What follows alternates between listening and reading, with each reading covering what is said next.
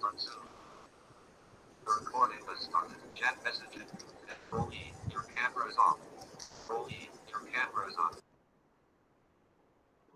MSOE, your microphone is on. Okay, dear learners, so welcome to today's class. So Dr. Mohanty is there. So I welcome to Mohanty ma'am also. So I think today is the last class of MSO OE2. So I mean, might be you enjoy the ma'am's class. So it's a real kind of opportunity to listen from ma'am, and I really find, I mean, it's very nice kind of presentation of Dr. Tanaya Mohanty. So I really thankful to ma'am.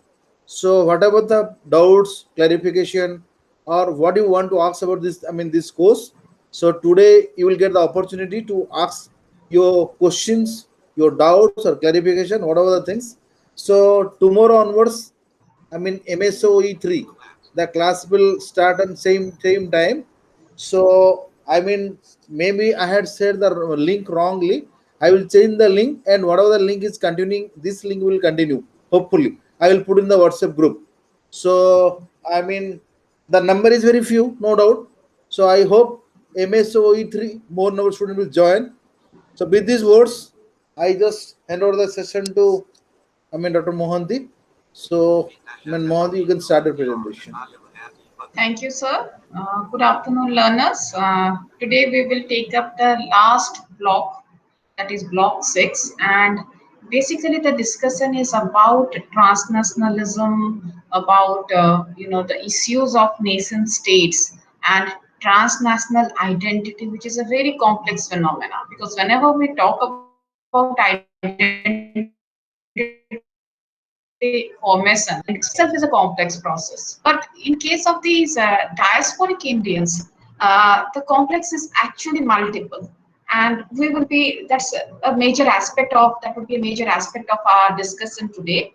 And apart from that, we will also be looking into the next two units, that is about again subnational identities among the diaspora, apart from national identity, that is the regional identity, which at times becomes more important than national identity. And then at the same time, we will be talking about in the last part of the session on a few issues of globalization, nationalism, and transnational community. So, basically, the recent changes that you see in today's world is mostly because of globalization, because the kind of identity construction that we are talking about, which is a major crisis, and at the same time it comes as a new kind of a reawakening for this diaspora community. You will see that these diaspora community, they have been away since a very long time. When I have been talking about two different forms of diaspora: the old diasporic community and the new diasporic community.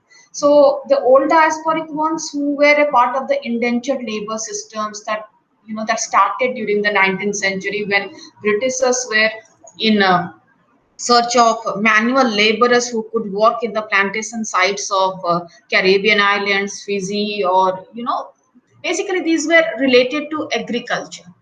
But the second generation, that is the new diaspora was about the highly skilled professionals, be it in terms of doctors, software engineers, or academicians, scientists. So you will find two different categories of diaspora community, and these two different categories, they relate differently to this idea of India. When you talk about the old diaspora, for them, basically when they started off, they were an illiterate group. And yesterday we were actually discussing about what do you say? We were discussing about some of the features of this old diaspora community. That is, they were a part of this colonial indentured labor system. And when we started talking about these diasporic writings, it took them several generations to be literate. And at the same time, today we have so many emerging diasporic writers, people like Noipal, people like Salman Rushdie or Jhumpa Lahiri. So they are about, they are the diasporic writers who have existed on the interface of being a part of both the societies, and who carried those historical memories with them.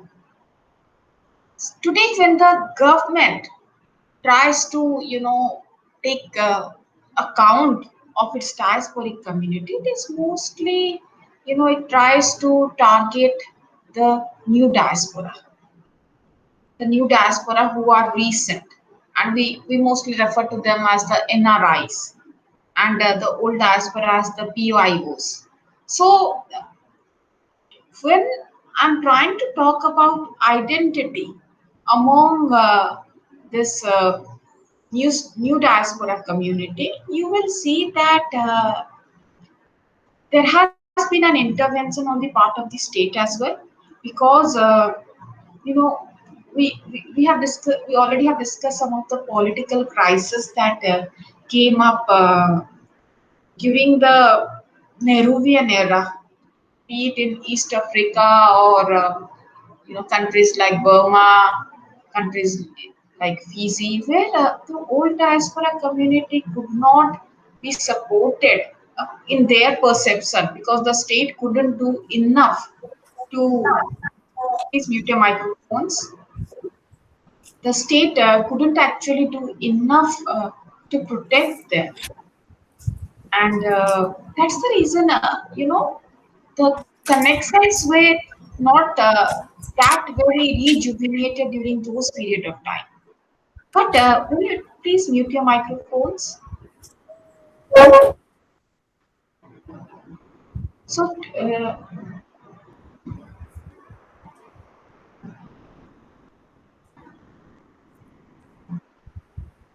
please mute your microphone. Itisri Maharana, please mute your microphone. Yeah, thank you. So today I'll be talking about, how we started, reconnecting with these diaspora, especially when you're talking about the new diaspora, you know, which was of recent development. And in that context, we will see that connectivity has been rekindled and rejuvenated during the phase of globalization. It is actually, after globalization could set its wing, that we started talking about these new kind of developments. So, if you see, you will see that all those, you know, the the very idea of globalization is all about, creating a single global society. There is this concept that global village, the concept of global village, where we believe that everything has been reduced to a point, everything can be addressed as a single society. The reason being that there is you know so much of interconnectivity in terms of economic, political, social, and cultural realms. So that's the reason we believe that globalization has altogether created a new forum for us. And here, the transnational community, you know, has been, the very idea of identity among the transnational community has been reshaped. If you look at this process of globalization, you will see that there is so much of exchange in terms of not only material terms, but cultural, social, in terms of ideas. That scholars like Arjuna Padurai, who talks about, I have already mentioned, he talks about different scapes, technoscapes, idioscapes, mediascapes, finance scapes. So he is basically talking about different forms of exchange, how globalization has actually, created a platform for exchange in terms of ideas, in terms of people, in terms of finance, in terms of images, and in terms of what do you say, uh, in terms of various other cultural forms. So most of these processes that we talk about when you are referring to globalization, there are plural in nature, and plural in nature. The reason being that uh, it tries to support societies, both the home society and the uh, host societies as far as the diaspora is concerned. And this phenomena, it gives you a platform and an economic space where there is immense scope for internationalization of capital, along with it provides the avenues for an expansion of a capitalistic market. So we today we believe in an ideology of consumption. So think about the years prior to the age of liberalization in India. The best way to look at them is through advertisements. You will see that advertisements provided some of the ideas of the pre-globalized and the post-globalized era. If you compare the advertisements of the 80s with the post-90s and the contemporary advertisement, you will see that consumption today has become an ideology. The previous year's advertisements, that focus was on the Nehruvian idea of thrift economy. Anything सस्ता सुंदर मजबूत एमतिया जिनस चलेगा, कोटा सस्ता कोटा सुंदर और कोटा मजबूत. So take for example life boy साबुन रो पूर्वर advertisement ता आज के एडवर्टाइजमेंट रे से माने बेसी प्रमोट करछन्ती द आइडिया ऑफ hygiene, केमती germs बेसी मरुछन्ती. It's about maintaining a good healthy lifestyle. Focus is not on money. So there is a marked change. After 99, after 90s, we actually made a shift from this, you know, thriftiness. कि हमें पूरा हाथ चिपी के रखी थी, because we believed in a thrift economy. हमारा Gandhian ideology भी सही प्रकार थिला जे बेसी खर्च करिबनी तम needs come रखिबो. But the ideology that globalization has promoted, it says that you consume. Consumer is the king. Consumption is actually freedom. you know you're feeling depressed, you're not happy today, go shopping को जाओ, को restaurant पर जाके खाओ, you will feel better. Consumption has become a way of life, and it's a new kind of an ideology which we have taken up, and it is because of the recent globalization phase. And there is immense flow of capital across regions and across political boundaries. You will see that this process in turn has you know created enough avenues not only for movement of capital but also for creating networks for work relations. ମୁଁ ଯେମିତି last time ତମକୁ କହୁଥିଲି କି ଯେ ଥମସ ଫ୍ରିଡମାନଙ୍କର ଯୋଉ ବହିଟା world is flat, it actually talks about that how America and India, they are sharing the work life and creating opportunities for each other.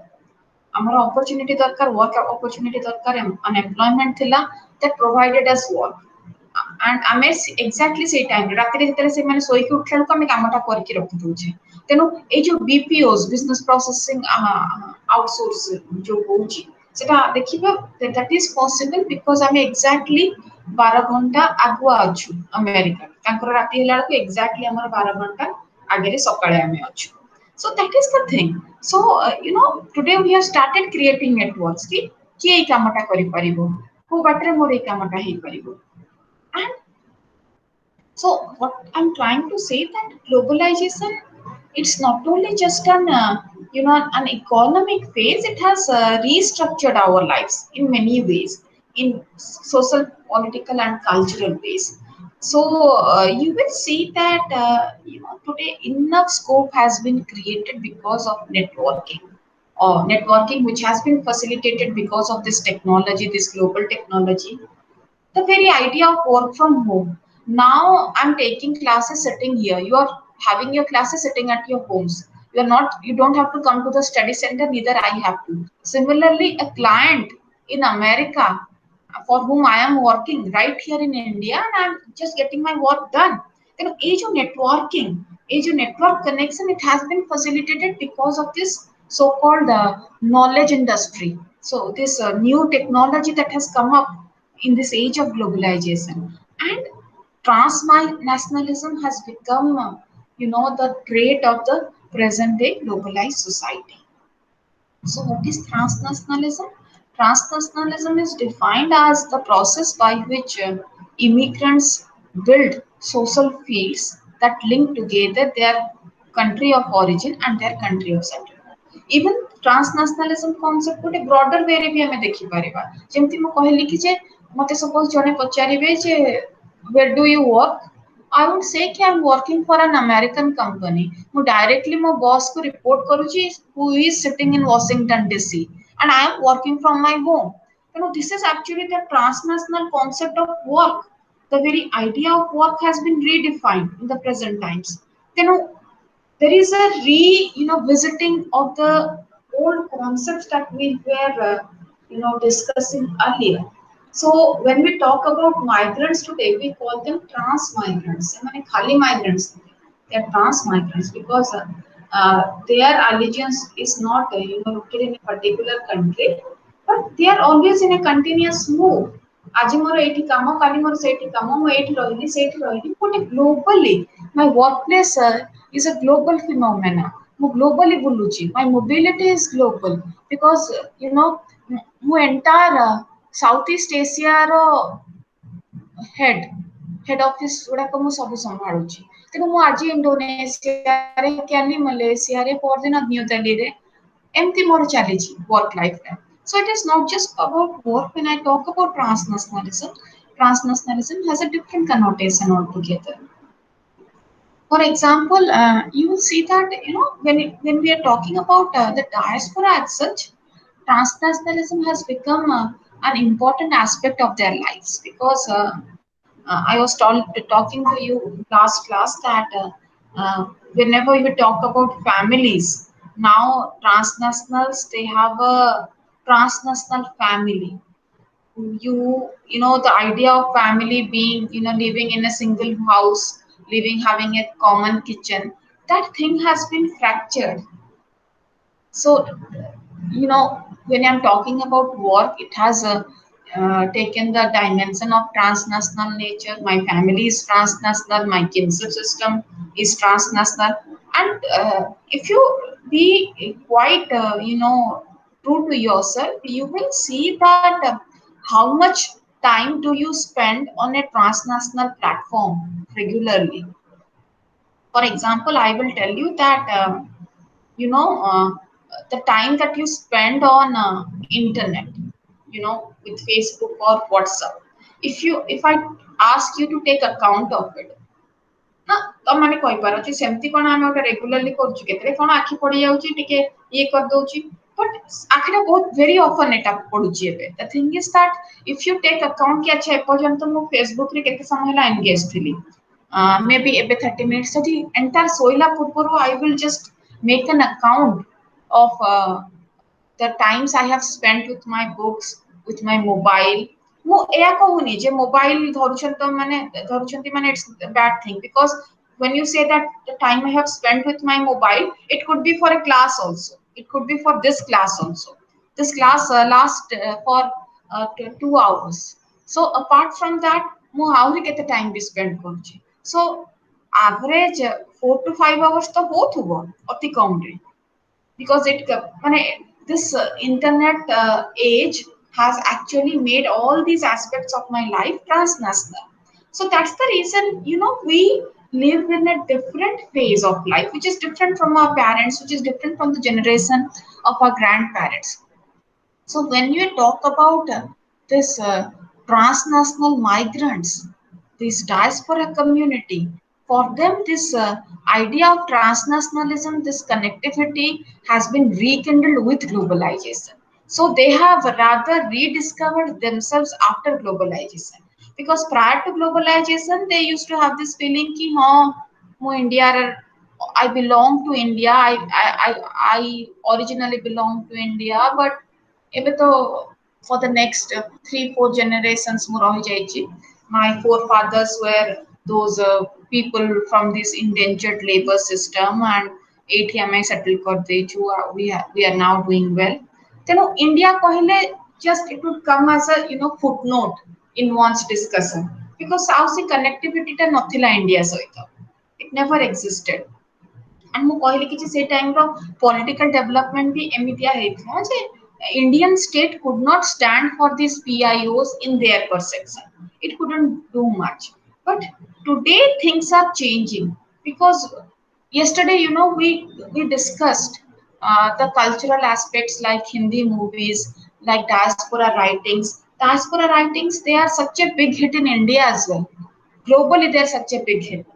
So when you say that ଯେତେବେଳେ Indians ମାନେ କୋଉ Trinidadian ର ବହି ପଢୁଛନ୍ତି ଯାହାର କି forefathers India ରୁ ଯାଇଛନ୍ତି, how does that person's perception of India, ଯେ କି ତା ପାଦ ଦିଟା ଜାଗାରେ ରଖିଛି କି ତିନିଟା ଜାଗାରେ ରଖିଛି ଗୋଟେ ଇଣ୍ଟରଫେସ ରେ, ସେ ଇଷ୍ଟ ର ବି ୱେଷ୍ଟ ର ବି at the same time, ମତେ କହିବି କି ଯେ ହଁ ମୁଁ ମୁଁ ହଉଛି ଇଣ୍ଡିଆନ, ସେ ବି ଇଣ୍ଡିଆନ କହୁଛି ନିଜକୁ, but ତାର idea of Indianness is different from the idea of Indianness that you talk about or you feel for.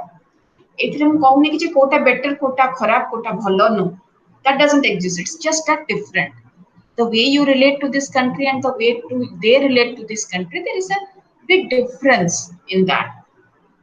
So this idea of relating to this nation, it has actually, it has been rejuvenated after globalization. And Cohen argues that today the diaspora, they emerge with a strong sense of, ethnic consciousness all over the world. মানে okay, as Indians, so जो feeling of being Indian, जोटा कि maybe भूली जाइथिले कि for some point of time they didn't want to identify because 4-5 generation ହେଇଗଲାଣି. For the recent NRIs it's a different thing. जो माने किछि वर्ष होला just first generation कि second generation ଏବେ ଅଛନ୍ତି, for them connectivity ଟା ଏବେ ବି ଅଛି.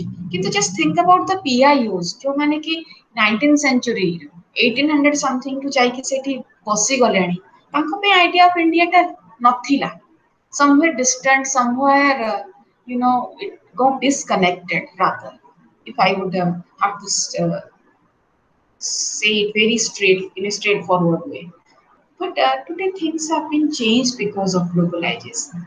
And we have this ethnic consciousness that there is this, that we belong to this place, we relate to it. We may not have the citizenship of India, but somewhere, जो Hindi cinema रा जो dialogue की फिर भी धिल्ले हिंदुस्तानी से जो जिनसटा, so that is re-emerging and that is actually creating a kind of consciousness. Talk about Hindi movies, Indian dresses, Indian jewelry, ଗୋଟେ Indian festival ହେଲେ today you have transnational organization जो माने कि पूरा lehenga choli sari पिंधिकी they try to enjoy themselves with all kinds of Indian food, which is a craze over there. And that is how, and this consciousness that is on a rise post globalization, and it is same for all Indians across the world. Globally ଯେତେ ପ୍ରକାର Indians ଅଛନ୍ତି, ଯୋଉଠି ବି ଅଛନ୍ତି, ନୂଆ diaspora हो कि पुराना diaspora हो, there is a rise. That's what is, scholars have identified today. Talking about the Indian diasporic community in Africa, Southeast Asia, and the Mediterranean shores, they maintain extensive kinship and economic networks. Africa रे हेले कि Southeast Asia रे तमे देखिबो कि जे से माने सब बेले ओटे kinship system टा maintain करी आछंती, because especially African society रे जो माने भी रहिथिले, since they never maintained, intermingled their identity with African society, they always had a kind of a kinship relationship. कि अच्छा ये हमर cousin है बे, ये distant cousin है बे, कि तांकर ये अछि कि मो पो पे आज जे बो झियोटे देखियार अछि, मो फोन करके इंडिया रे कहबी कि जे these are the requirements, केबे आसी हबो गां को, कि या करबी मो गां पे या करबी. ए जो connection टा ए सब जगह रे always थिला. When you talk about the Indian diaspora community itself, it's such a you know, vast and such a multi-layered thing. ମାନେ ମୁଁ diaspora community କହିଲେ it's not one ethnic identity. Now, ethnic identity again has different layers. Ethnicity comes with your religion, it can come with your language, it can come with your caste group, it can come with your territory, it can come with your physical features, you know. ତେଣୁ କୋଉ reason ପଛେ ଆମେ କହିଦେବା କି ପୁରା north east ତାଙ୍କ ଭିତରେ ବି ବହୁତ difference ଅଛି. When you say ki South Indians, you know, Telugus are not Tamils or Kannadas or Malayalis. They are all different from each other. କିନ୍ତୁ South କହିଦେଲେ we have a perception of a particular ethnicity. कि हाँ South ରେ ଏମିତି हुए. South बोलने ପାଇଁ ସେମିତି North ଟା India. ମାନେ anything above Tamil Nadu, sorry, above Andhra Pradesh is North India. Say East West our differentiation हुएନି. That construction is not there. Similarly, Northeast. जो सातटा states ଅଛନ୍ତି, they have their own indigenous culture, they have their own you know, indigenous what you say customs, but we take it as a whole reason wise कि ଗୋଟେ one ethnicity. ଯେତେବେଳେ ଆମ India ଭିତରେ ଏତେ ଗୋଟେ ethnicity ଅଛି, just think about the diaspora community that is displaced there and they have relocated themselves. So India କହିଲେ it is not one thing. So it's very difficult for foreigners uh, who are actually, you know, who have to deal with Indians as to what kind of people they are. And we have actually particular last class we were talking about stereotypification. I mean, they call the party. Japanese and Chinese are very hardworking. Jadi tamo boss kote Japanese ki Chinese achi pura khote khote mardebe semane. We have these perceptions towards certain ethnicities. So Indian manaka pe jo perception amar achi, you will see that that's actually a very complicated thing. Teno jetele mo Indian kahuchi, ko Indian katha mu kahuchi. What kind of Indian am I talking about? I mean that Indian is an Punjabi, is a Gujarati, is a Tamilian, South India re bhi Tamilian, Telugu or a Kannada or a, you know, Malayali. What kind of Indian? And again, what language do you speak? Everybody doesn't speak Hindi, everybody doesn't speak Tamil. Then South re dita dominant language achi, Punjabi and Tamil, because they are the most dominant communities there. ତା ବାଦେ caste affinities, ତମେ ଯେତେବେଳେ diaspora communities भी देखुଛନ୍ତି ଆପଣ ମାନେ ଦେଖିଥିବେ ଯେ ପ୍ରତ୍ୟେକ ସପୋଜ ମୁଁ କହିବି ଓଡିଆ ସୋସାଇଟି ରେ ତା ଭିତରେ ଗୋଟେ ବ୍ରାହ୍ମଣ ସୋସାଇଟି ଥିବ, ଗୋଟେ କରଣ ସୋସାଇଟି ଥିବ, they will be having their own ଗୋଟେ ମାନେ ଗୋଟେ ଖଣ୍ଡାୟତ ସୋସାଇଟି ଥିବ, they will be having their own you know, ideas of caste. Dalit society which is going very strong these days at the level of diaspora. Similarly territoriality को लेके, similarly ମୁଁ କହିବି ଗୋଟେ East India ର ଆମେ ଗୋଟେ କହୁଛେ ନା, ବେଙ୍ଗଲୀ ଅଛନ୍ତି, ଆସାମିଜ ଅଛନ୍ତି ଆଉ ଓଡିଆ ଅଛନ୍ତି ସେଇ transnational community.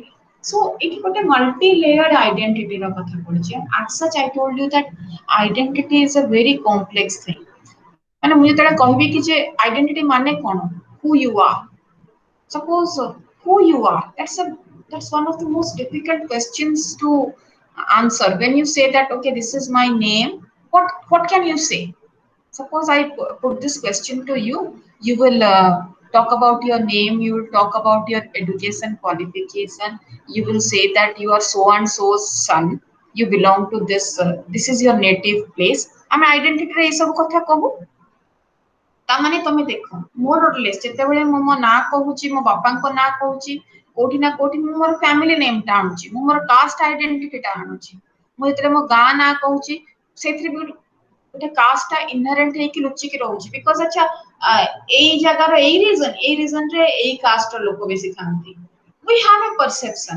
ତେଣୁ ଯେତେବେଳେ ଆଇଡେଣ୍ଟିଟି କଥା କହୁଛି ବହୁତ ବଡ କଥା ଏଇଟା। ତେଣୁ the language that ଆଚ୍ଛା ତମେ ଓଡିଶା ଓଡିଆ ଲାଙ୍ଗୁଏଜ କହୁଥିବ, so you are talking about your linguistic identity। ଯେତେବେଳେ ବାପା ନା ନିଜ ନାଁ କହୁଛ, ତମେ କି ତମ ଗାଁ ନାଁ କହୁଛ, ତମେ ସେତେବେଳକୁ ତମର କାଷ୍ଟ ଆଇଡେଣ୍ଟିଟି, ତମର ଟେରିଟୋରିଆଲ ଆଇଡେଣ୍ଟିଟି ବିଷୟରେ କହୁଛ। ଯେତେବେଳେ ଏଇ ସବୁଥିରୁ ଗୋଟେ ଜଣା ପଡୁଛି ଯେ ଆଚ୍ଛା ହିନ୍ଦୁ କମ୍ୟୁନିଟି, ତମର ରିଲିଜିୟସ ଆଇଡେଣ୍ଟିଟି ବିଷୟରେ ବି ତମେ ଇଏ କରିଦଉଛ। ତେଣୁ ଏଇ ଯୋଉ ଭେରିୟସ୍ ମଲ୍ଟିଲେୟର୍ଡ ଫର୍ମସ୍ ଅଫ ଆଇଡେଣ୍ଟିଟି ରହୁଛି, ଯୋଉଟା କି it doesn't belong to one ethnicity and it is very difficult on the parts of the foreigners to understand that, and also for the next generation, the third or fourth generation of migrants or diaspora Indians. And if you look at ethnicity, you will see that in the context of religion, Hinduism provides a strong base for rootedness in India. And Hinduism is actually one of the most dominant and strong, what you say, forms of ethnic religion across the globe. Because Indians कहले लोक for a very long period of time Hindus मन बोली भावती. Even Sikhism ର भी Hinduism संगे बहुत they are interrelated, ମାନେ ବହୁତ similarities ରହିଛି. ତେଣୁ they all, you will see that 85% of people of Indian origin and NRIs, they are actually considered to be Hindus across the globe. And जोटा कहली कि जे सेकंड आइडेंटिटी आपण मानकर कास्ट, जेमति आमे काली डिस्कस करते जे किछटा सोशल ऑर्गेनाइजेशंस अछि जोटा कि नेटवर्किंग करंती on the basis of caste identity. So Dalit मानकु नै कि से मानक दलित ऑर्गेनाइजेशंस करछथि जोथरे अक्रॉस द वर्ल्ड, माने इंडिया रो दलित, नेपाल रो दलित, साउथ एशिया रो दलित मानकु नै कि से ऑर्गेनाइजेशन कि सपोज तेलुगु माने कहले खाली कम्मा कास्ट मानकर गोटे ऑर्गेनाइजेशन, ए सपोज ओडिया माने कहले कि नै हमें खाली खंडात मानकर गोटे organisation. So this caste is diverse and localised. Suppose मु कहबी कि जे कर्ण का ओडिसा रे जेंति कर्ण सेंति बेंगल रे कायस्थ, आउ कोठी सेंति माने कर्ण आठ पार कोण हे पारे, समस्त को मु नै कि गोटे formation करी. तेनु whenever I am talking about caste, caste is diverse, caste is localized, तार नाटा बदल जाय थाई पारे. I will try to accommodate all these things. तेनु सेटा out to form of identity रो कथा. Language of the region, that is also an identity marker कि तमे को भाषा कहउछ, तमे ए मराठी कहउछ, तमे वेस्टर्न पार्ट्स रो तमे ताले ए माने देखि कि तमरो हाय हेलो रू गोटे मनीष गोटे परसेप्शन बनै दउची जे व्हाट यू आर. तेणु से जो what you are is actually a very difficult question to answer, and at times you might be also putting this question to you. This question is not only meant for outsiders, but at the same time, you have to keep answering yourself, what I am, कौन करछु mo life रे, mo eta pare कौन करिवि, ମୁଁ ଗୋଟେ ଏଇଟା ହିଁ ପାଇଲେ ସେ ଯୋଉ ଗୋଟେ ସର୍ଚ୍ଚ ଫର ଆଇଡେଣ୍ଟିଟି, ଗୋଟେ ଜବ ଭଲ ଜବ କରିବା ଦରକାର, ମୁଁ ଏଇ ପ୍ରକାର କାମ କରିବାକୁ ଚାହୁଁଛି, ମୁଁ ଏଇ ପ୍ରକାର ଚାକିରି କରିବାକୁ ଚାହୁଁଛି. ଦ ରିଜନ ବିଇଂ दैट ଏଇ ସବୁରୁ ଆପଣ ଗୋଟେ ଆଇଡେଣ୍ଟିଟି ସର୍ଚ୍ଚ କରୁଛନ୍ତି. ତେଣୁ what I'm trying to say that transnational community ବି ଏଇ ଯୋଉ ଆଇଡେଣ୍ଟିଟି ଫର୍ମେସନ ଟା again ଗୋଟେ multi layered ଜିନିଷ, it's even more difficult. So, when you talk about the impact of globalization process, you will see that this diasporic Indian community, they have certain qualities of resilience and continuity. You know, resilience because suppose when there is a strong wave of change, जोठी जेतेबेले suppose मैं कहबी कि जे East Africa रे किबा West Indies रे there was a wave of change कि तमने निज को इंटीग्रेट करती, they could, they could withstand that. न पर कि पड़ेला कि ये कला कि isolated हे गला, they had their own ways and continuity भी किछटा जिंस हमें assimilate करिचे, किछटा छाड़ीचे, किछटा रखिचे. So in fragments they all coexist. And it's not that, when I'm talking about a diasporic community, ସେମାନେ ଖାଲି ଗୋଟେ जो country रे जाई कि settle କରୁଛନ୍ତି, ସେ जो host society row traits they try to take up or they try to completely assimilate with them. It's not that they're trying to only take up the dominant what do you say, culture or traits of the host society. You will also see कि diaspora society जोठी की जाए तारा भी गोटे influence छाड़ी दिए. So that's the reason today you will see that curry has become a national food for the British people as well. केते जण हमें few decades ago, suppose when I was in my school days, I never heard of pasta. I never heard of you know, pizza. Burger was केतले बहुत dairy रे हमें burger सुनले. Pizza, pasta, these were very, you know, new things for us. Like recently, maybe over the last 20, 25 years, we get to hear this. You know, that's again ଗୋଟେ nationality. ଯେତେବେଳେ ମୁଁ pasta କଥା କହୁଛି ମୁଁ କହୁଛି କି जो okay we acknowledge it to the Italians. Maybe Italy ରେ ବି ଏତେ pasta ଖାଉନାହାନ୍ତି ଆମେ ଯେତେ ଖାଉଛେ. The thing is that it's all the result of globalization. ତେଣୁ କେମିତି ଗୋଟେ ଗୋଟେ local elements ଯୋଉଟା କି global phenomena କୁ ପହଞ୍ଚି ଯାଉଛି, that is also a part of globalization. କି take for example Chinese feng shui, ଯେମିତି କି ତମର laughing Buddha ହେଲା, wind champ ହେଲା, ଘର ଘରର commodity that has become today. So that is again ଗୋଟେ ଗୋଟେ ଛୋଟ ଛୋଟ ଦେଶ, maybe ଆମେ କହିବାନି କି ଯେ ମାନେ କେମିତି ଚାଇନିଜ ଇନଫ୍ଲୁଏନ୍ସ ଏଠି ପଡିଲା. It's a result of globalisation. ଆଉ ଏଇମାନଙ୍କ କେସରେ କଣ ହଉଛି, there is a strong diaspora presence. ତେଣୁ ଏଇ ସବୁ ଏଲିମେଣ୍ଟସ ରହୁଛି, ତାଙ୍କର ଗୋଟେ ନିଡ୍ ରହୁଛି. ତେଣୁ ଇଣ୍ଡିଆନ ଷ୍ଟୋର୍ସ ରହିଛି ସେଇଠି, ଇଣ୍ଡିଆନ ଷ୍ଟୋର୍ସରେ ପୁରା ଇଣ୍ଡିଆନ ଆଇଟମ ସବୁ ମିଳିବ, ଯୋଉଟା କି because their food habit or their culinary habits, ରୋଷେଇ କରିବାର ହ୍ୟାବିଟ୍ସ ବି ଅଲଗା ଆମଠାରୁ. ତେଣୁ wherever there are Indians, you will find these changes there. And ଯୋଉଠି second or third generation of migrants ko katha ପଡିଛି, you see that their anxiety is even much more than the previous generation. ମୁଁ କହିଲି କି ଯେ first of all ଏ ଯୋଉ multiple identity କଥା ପଡିଛି, it's such a confusing thing.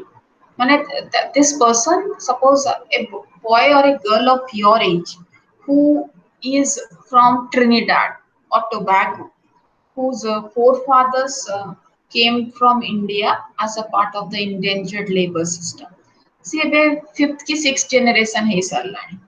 So he doesn't have any idea of India, but ଯାହା ବି ସେ ଶୁଣି ଆସିଛି, ଯାହା ବି ଦେଖି ଆସିଛି, କି ଆଚ୍ଛା ଯେତେବେଳେ ସେ ତାର ଯେତେବେଳେ ସେ ସେଠିକା society କଥା କହୁଛି, ସେ ଦେଖୁଛି ଯେ ହଁ there is just you know, they are Christian, ଯଦି religion କଥା କହିଲା. Please mute your microphones. Because whenever you talk about a particular religion, they will say that, okay, we have been following Protestantism or Catholicism. But when it comes to India, acha Hinduism. Hinduism रे पुणी मोर एई cast, पुणी मु होची एई हिंदू, मु सेथरु वैष्णव हिंदू. कि जणे जदी कहूची कि अच्छा मु बेंगली, बेंगली हेले पुणी ईस्ट बेंगल ना वेस्ट बेंगल, because east और west bengal रो पुणी food habits it's so very different. You know, the language is so very different, and apart from that there are so many other indicators. So this multiple identity system is such a confusing thing for us also. You know, somebody who has been born and brought up there and who is just trying to locate himself, because it is about locating your own identity. No? When I say that, tell me something about yourself. ଆମେ ଆମ surname କହିଲା ବେଳକୁ ଆମ caste identity ଦେଇ ଦଉଛେ, ଆମେ ଆମ ଗାଁ କହିଲା ବେଳକୁ ସମୱେୟାର ଆମ ଫ୍ୟାମିଲି ବ୍ୟାକଗ୍ରାଉଣ୍ଡ ଆମର ଆଚ୍ଛା ଏଇ ରିଜନ, ମାନେ ମୋଷ୍ଟଲି ଏଇ ପ୍ରକାର ଲୋକ ହେଇଥିବେ, ଏଇ ସେ ଲୋକମାନେ ଏଇଆ କରନ୍ତି, ଗୋଟେ ମୁଁ ଦେଇ ଦଉଛି, ଗୋଟେ ଇକୋନୋମିକ, ଗୋଟେ ସୋସିଓ କଲଚରାଲ ଡାଇନାମିକ୍ସ ଗୋଟେ ଜଣେଇ ଦଉଛି. ତେଣୁ similarly it's a very difficult thing for them. And for this generation, the younger generation of this diaspora community, you think it is I told you that they actually they are surviving a form of a dual resistance. କଣ ନା they are a part of an immigrant society to the natives. ତାଙ୍କର ପୂର୍ବଜ ମାନଙ୍କୁ ପାଠ ସେମାନେ ପଢି ନଥିଲେ, କିନ୍ତୁ ଏଇମାନଙ୍କୁ they have to go to schools and colleges, and what they see around them is you know, people who are not like them. They're the natives. ସେମାନେ either from the black community ହେଇଥିବେ ନହେଲେ Europeans ହେଇଥିବେ, ଯୋଉ ଅଲଗା society ରେ, ଗୋଟେ host society ରେ when they are putting up. So they stand out as Indians. ଯେମିତି I told you about stereotypes, ଯେମିତି ପାକିସ୍ତାନୀ କୁ ପାକିସ୍ ବୋଲି କହୁଛନ୍ତି, ଇଣ୍ଡିଆନ୍ସ ମାନଙ୍କୁ ଆଚ୍ଛା କାଲକାଟା କୁଲିସ୍ ବୋଲି କୁହାଯାଉଛି. So they stand out as Indians. So fighting that stereotype ଯେ I am not a typical Indian, every time that person has to prove this कि अच्छा ମୁଁ ବି I would, you know, ମୋ ଇଚ୍ଛା ଥାଉ କି ନଥାଉ I would like to date this person because mu Indian nuhe mu emiti night clubs ku jibi mu sabu moro pura sang mane jauchanti mu jodi tanka bhaya dress no pindhibi and if my parents are insisting me because ghare bi gote pressure rahichi acha suppose jio pilata tu kone te choto dress pindhuchu Indian jio ki tu kone emti karuchu teno ei gote dual pressure rahila either mane na mu Indian hei paruchi na mu immigrant mane mu gote tankar native tanka bhaya hei paruchi so गोटे sandwich हो जाइए तांको भलिया होबा पे चाहूची एपटु भी pressure रहउची सेपटु भी प्रेशर रहउची so that is the thing as I told you कि there are multiple identities multiple forms of identity and at the same time there are pressures from both these communities कि मु Indian heavy कि मु westerner heavy मोर इच्छा जदि भी अछि मु पूरा मिसी जेबी मोर सेई जो नेटिव जो मानकर मोर जो सोसाइटी रे जाइकी settle करिछि people at my home my own people they will not allow me they will say no no no we are Indians we have certain values ଆମର ମିଡିଲ କ୍ଲାସ ଝିଅ ମାନେ ସେମିତି ପିନ୍ଧନ୍ତିନି କି ସେମିତି ଯାଆନ୍ତିନି ତୁ କଣ ଏଇଠି ଆସିକି ରହିଲୁ ବୋଲି ତୁ କଣ ଭୁଲିଗଲୁ କି ତୁ ଇଣ୍ଡିଆନ ତୁ ତାଙ୍କ ଭଳିଆ ଖାଇବୁ ତାଙ୍କ ଭଳିଆ ଇଏ କରିବୁ ତୋର ଆକ୍ସେଣ୍ଟ ଆସିଗଲା ବୋଲି କଣ ତୋର ସବୁ ଚେଞ୍ଜ ହେଇଗଲା ଏଇ ଯୋଉ ଜିନିଷଟା survival for them is extremely difficult because there are layers and layers and layers of identity construction and at each stage they have to negotiate acha mu konta chahuchi mu kota rakhibi au kota chhadibi I will take this up or I will leave this so and at the same time ସବୁବେଳେ ଏଇଟା ଗୋଟେ ଥିଲା ଗୋଟେ concern and some of these people ଆପଣ ମାନେ ଏଇ ସବୁ crisis Hindi ସିନେମାରେ ବି ଦେଖି ପାରୁଥିବେ suppose the movies like I think what was that one? Namaste London where this movie by Katrina Kaif and Akshay Kumar.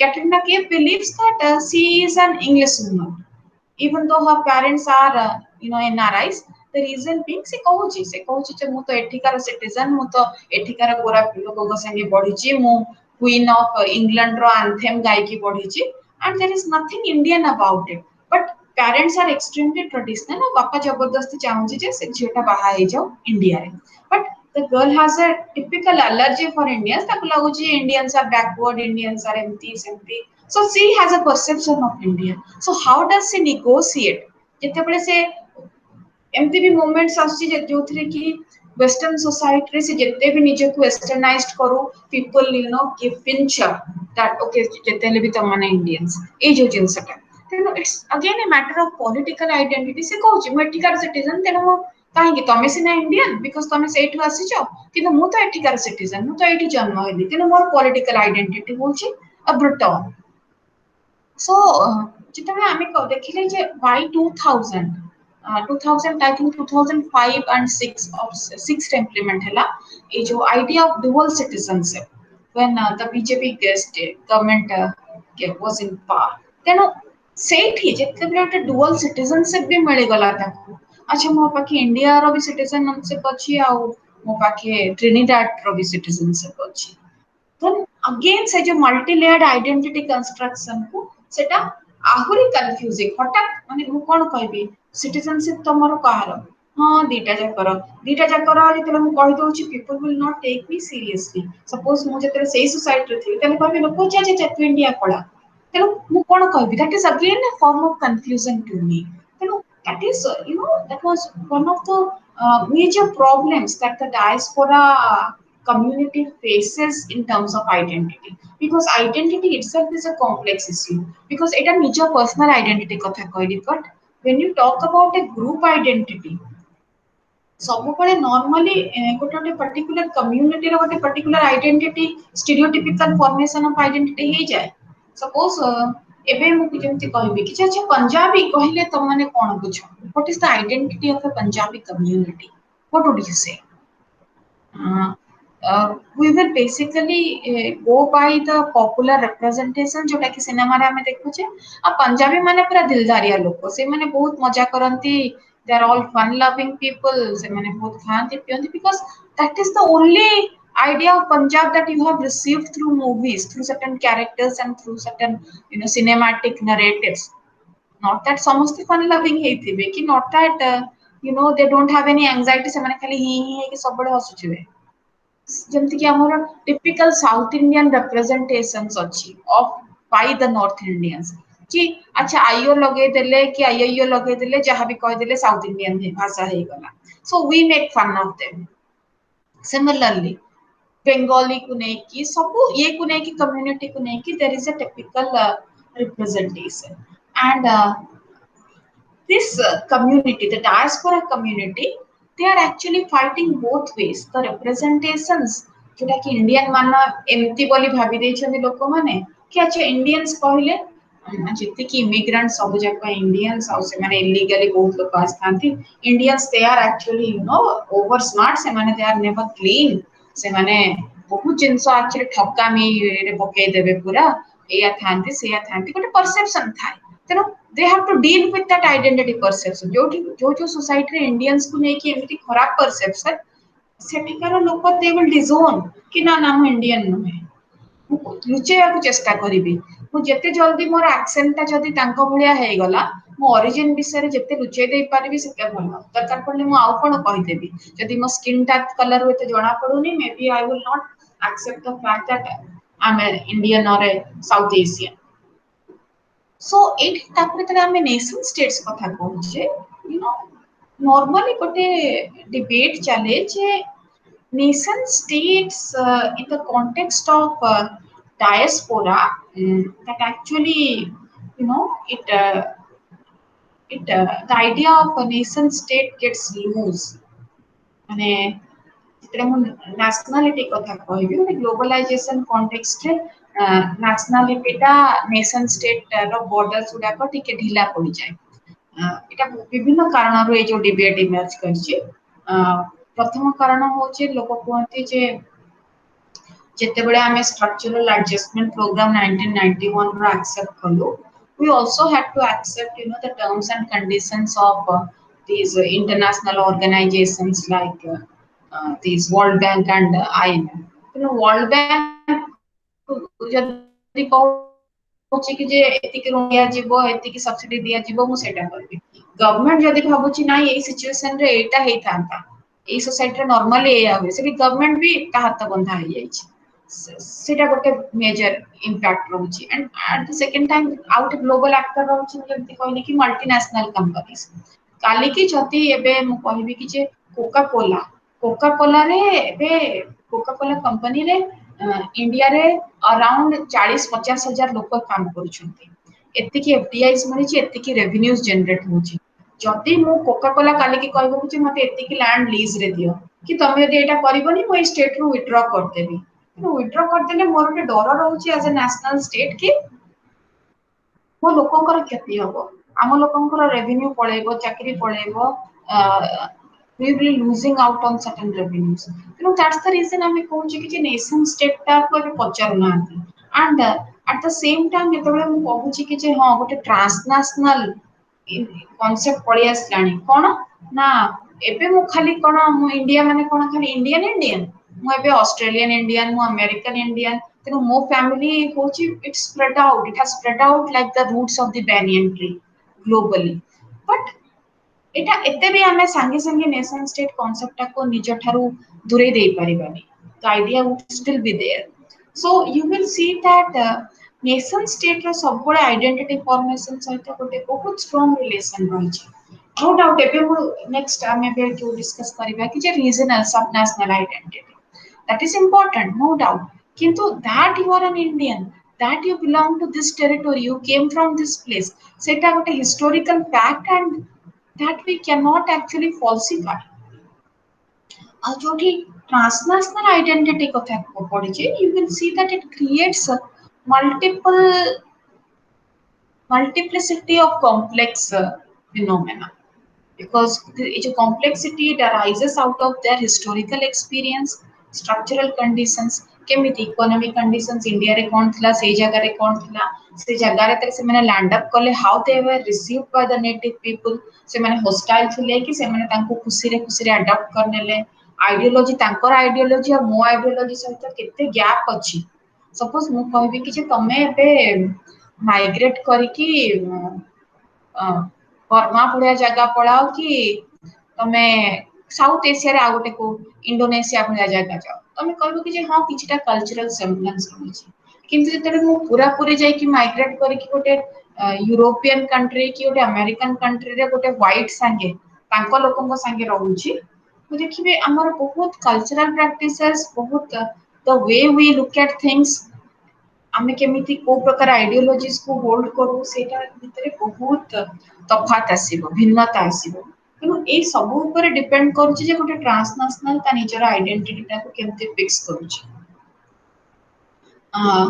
and that is the reason ମୁଁ जोटा कहली कि जे recent generation रो ए जो ideological problem ता भी रहूची because for example dating a boyfriend or a girlfriend which is a very common phenomena in India also these days west रे तो it has always been there they don't have this concept called arranged marriage ସେମାନେ ହସନ୍ତି Indians ମାନଙ୍କ ଉପରେ ଆଚ୍ଛା ତମେ arrange marriage ମାନେ you will marry a person you have never known and you have never met and you are ready to stay your entire commit your entire life to that person how weird this is then when it comes to the younger generation ସେମାନେ family clutch ରୁ ଖସିବେ କୋ ideology ଟା take up କରିବେ ହୋମ country रो ना host country रो ଏଟା ଗୋଟେ ବିରାଟ ବଡ confusion ହେଇ ସାରିଥାଏ and that is the reason ଯେତେବେଳେ ବି ଆମେ ଯେତେ କହୁ କି ନାଇଁ national identity ର significance ଆଗ ଭଳିଆ ଏତେ ନାହିଁ but still at the same time you will say that somewhere it is still important actually migration କଥା ପଡୁଛି you will see that migration temporary हो कि permanent हो it is about a new destination जोथिरे कि सबपड़े consequences of migration सबपड़े you know political economic और social terms रे देखा जाए suppose I know इंडिया प्रति से जो connection टा मोर अच्छी से जो longing I have this I long to be in India but I know you know uh, when I will be there suppose ସମସ୍ତେ କହିବେ ତୁ ଇଣ୍ଡିଆ ଭିତରେ ଝୁରୁଚି ଯଦି ଫେରି କାଇଁ ଯାଉନୁ ମୁଁ ସେଠି ଯାଇକି କଣ କରିବି I I do see that I don't have much economic opportunity there so ଏଇଠି ମୋର longingness ଟାକୁ ମୁଁ suppress କରିଦେବି I will here talk about you know a kind of କି ହଁ ଦୂରରୁ ରହିକି ମୁଁ ପଛେ ପୂଜା କରିବି କିନ୍ତୁ ଦୂରରୁ ରହିକି ମୁଁ ଇଏ କରିବି ତେଣୁ ଏଇ ଯୋଉ ଡାୟାସ୍ପୋରା କଥାଟା ମୁଁ କହୁଛି ଯୋଉଟା କି you know 90s ପରେ ଗୋଟେ ନୂଆ ଫର୍ମ ନେଲା and it was taking a transnational you say dimension you will see that you know if you know we talk about this diaspora community uh, we can look at four conditions that has been met first group or community that immigrates and settles beyond the borders of the nation state. India रे जाइके आउ कोठी settle कर देली किंतु मु मोर ethnic identity को maintain करी I am conscious कि मु गोटे इंडियन मु गोटे ओडिया भाषा कहबी नेक्स्ट जनरेशन दु तीनटा जनरेशन ପରେ ବି ମୋ ପିଲା ଯେମିତି ଓଡିଆରେ କଥା ହେଇ ପାରୁଥାନ୍ତି ମାନେ ଏମିତି ବି ଅଛନ୍ତି ନା ସେକେଣ୍ଡ ଜେନେରେସନ ପରେ ସେମାନେ ଯେତେବେଳେ ଆସିବେ ଜେଜେ ବାପା ଜେଜେ ମାଙ୍କ ସାଙ୍ଗେ କଥା ହେଇ ପାରିବେନି ବିକଜ ପିଲା ଇଂଲିଶ ଛଡା ଆଉ କିଛି ଶିଖି ନଥାନ୍ତି ତେଣୁ ଏଇ ଯୋଉ କନସିୟସନେସ ଟା ତମ ଭିତରେ କେତେ ଅଛି କି ନେକ୍ସଟ ଜେନେରେସନ କୁ ତମେ ପାସ୍ ଅନ୍ କରୁଛ ମୁଁ ଠିକ କି ଭୁଲ କହୁନି ମୁଁ କହୁଛି କେତେଟା ମଡେଲ ହେଇପାରେ ସେକେଣ୍ଡଲି an active associative life କେତେ ଆକ୍ଟିଭ ଲାଇଫ ଅଛି ଯୋଉଥିରେ କି ମୁଁ ସମସ୍ତଙ୍କ ସହିତ ଆସୋସିଏଟ କରିପାରୁଛି थर्ड होची contacts with the land of origin मो रियल फॉर्म रे हो कि इमेजिनरी फॉर्म रे हो मु केतेटा कॉन्टैक्ट रखी छी सपोज रियली मोर घरे आ केही नाहंती मु ट्रिनिडाड सोसाइटी रे को जुग तळे आसीथिले मो बापा कि मो ग्रैंड पेरेंट्स आसीथिले किंतु आई मेक इट श्योर कि अच्छा मो भाषाटा एटलीस्ट बंची कि रहो जेते थरे भी जेते बेले भी गोटे इंडियन सिनेमा रिलीज होची मो छुआ मानको नै कि सेठी सिनेमा देखौची ତେଣୁ ଏଇ ବାଟରେ ବି ମୁଁ ଗୋଟେ ଇମାଜିନାରୀ ଫର୍ମରେ ବି ବଞ୍ଚେଇକି ରଖିଛି ଇଭେନ ତ ମୁଁ ଜାଣିଛି ମୁଁ ଜାଣିନି ଏକ୍ଜାକ୍ଟଲି କୋଉ ଜାଗାରେ ମୋ ଗାଁ ଥିଲା କଣ କୋଉଠିକି ଫେରି ଯିବାକୁ ହବ ଫେରିବାର ଚାନ୍ସ ନାହିଁ ଆଉ କେହି ନାହାନ୍ତି ସେଇଠି ମୁଁ ଜାଣିବାରେ ଆଉ କେହି ନାହାନ୍ତି ସେଇ ଯୋଉ ଜିନିଷଟା କିନ୍ତୁ fourth should be relations with other groups of the same ethnic origin spread over the world ମୁଁ ଗ୍ଲୋବାଲି ସପୋଜ ମୁଁ ଟ୍ରିନିଡାଡରେ ଅଛି ତ ସିମିଲାରଲି କାନାଡାର ଇଣ୍ଡିଆନ୍ସଙ୍କ ସାଙ୍ଗେ ମୁଁ କେତେ ଟଚରେ ଅଛି ମୁଁ କାଲିକି ମୁଁ ଯେମିତି କହିଲି କି ଯେ ସପୋଜ ମୁଁ ପୁଅ ବାହାଘର କରିବି କି ଝିଅ ବାହାଘର କରିବି ମୁଁ ତ ଟ୍ରିନିଡାଡରେ ଆଉ ବ୍ଲାକ୍ କମ୍ୟୁନିଟି ସାଙ୍ଗେ ମୋ ଝିଅକୁ ବାହା ଦେବିନି ଗୋଟେ ଇଣ୍ଡିଆନ ଖୋଜୁଛି ମୁଁ ନା ୟୁରୋପିଆନକୁ ଦବାକୁ ଚାହୁଁଛି ନା ମୁଁ ବ୍ଲାକ୍ କମ୍ୟୁନିଟିକୁ ଦବାକୁ ଚାହୁଁଛି ଇଣ୍ଡିଆରେ ମୋର ଆଉ କେହି ନାହାନ୍ତି କହିଲେ ଚଳେ କିନ୍ତୁ କାନାଡାରେ କିଛିଟା ଫ୍ରେଣ୍ଡସ୍ ଅଛନ୍ତି ତେଣୁ ମୁଁ ଗୋଟେ କାନାଡିଆନ ଇଣ୍ଡିଆନ ଦେଖିବି कि ऑस्ट्रेलिया रे मोर किछटा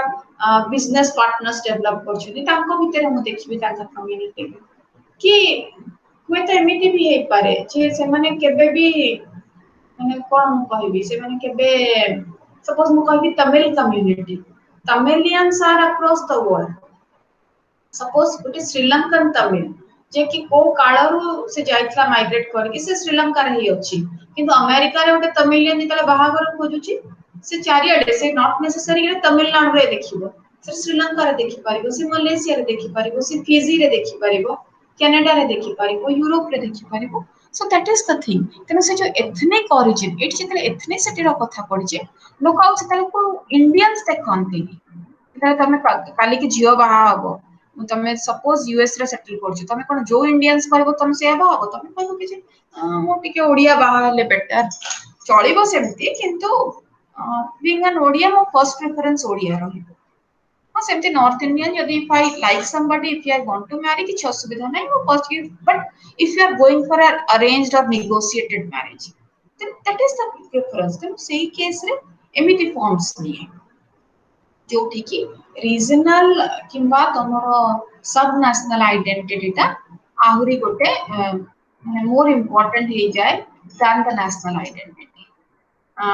There is the scholar Tambia who saw the origin of diasporic communities from two different sources. गोटे voluntary migration जोटा कि near forms of diasporic community NRIs माने आछन निजे निजे आछो माने आसिया को चाहछन्ती ट्रेड करे कि कोर चाकरी करिया काम करिया गोटे इनवॉलंटरी जोटा कि जबरदस्ती तांको नेचुरल कंडीशन से टाइम रो सोशल कंडीशन से टाइम रो फोर्स करिछि तेनो you will see that diaspora रे केते सब कैटेगरीज अछन्ती Jewish अछन्ती आर्मेनियंस अछन्ती ग्रीक्स अछन्ती इंडियंस अछन्ती जदि हमें ताकर कैटेगराइज करियो हम देखिया विक्टिम की रेफ्यूजी डायस्पोरा रे ज्यूज अफ्रीकान्स जिबे जो माने कि बांधी कि नै कि लोक पळौथले किडनैप करि कि तांकू इंडियंस भी किछ दूर जाई परिबे सेथरे कॉलोनियल डायस्पोरा बेसिकली इथरे इंडियंस रहिबे केना ब्रिटिश अमर रे मन सब जाईथिले sorry colonial diaspora रे इंडियंस रहिबे नि colonial I am sorry colonial diaspora रे जो colonial rulers माने रहिबे ब्रिटिश हेले स्पेनिश हेले पोर्तुगीज हेले जो माने अन्य देश को जाई कि रूल करथिले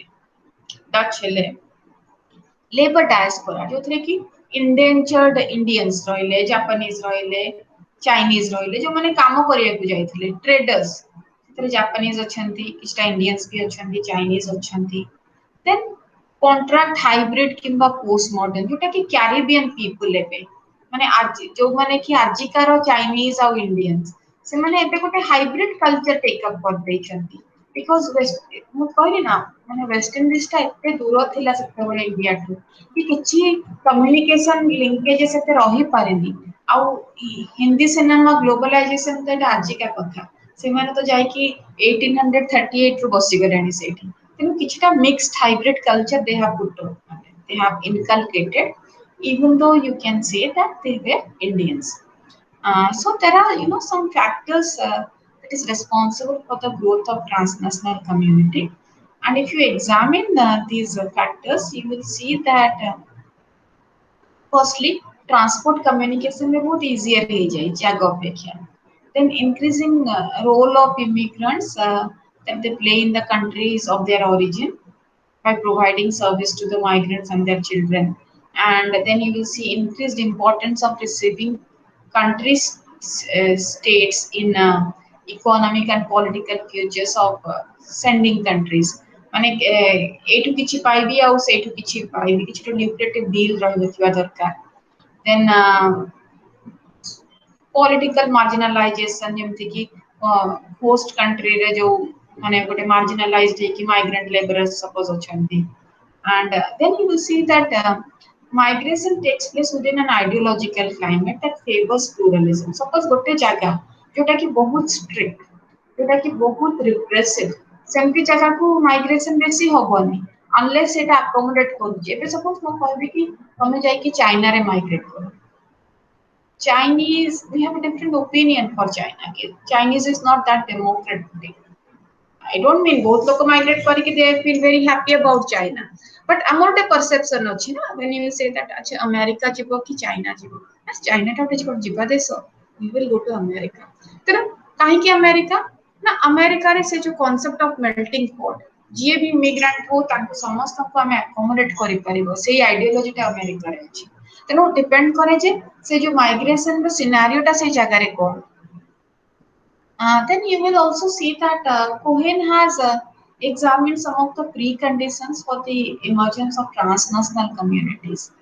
They include number and activity of non-governmental organizations, action of international associations like Amnesty International, Greenpeace, किंवा membership in supranational organization and number of populations that are directly involved with it. ତେଣୁ ଗୋଟେ ଟ୍ରାନ୍ସନାସନାଲ community develop କରିବାର କିଛିଟା pre conditions ଥାଏ ଆଉ ସେଟାକୁ ଏମିତିଆ ହିଁ ଥାଏ। You will see. So these could be some of the reasons. Indian diaspora କଥା ଯୋଉଠି ପଢିଲା ଆମେ ଦେଖିଲେ ଯେ ସେ almost they are one of the largest diaspora Europe रे ହେଲା कि नॉर्थ अमेरिका रे ହେଲା and they are everywhere, you find them everywhere.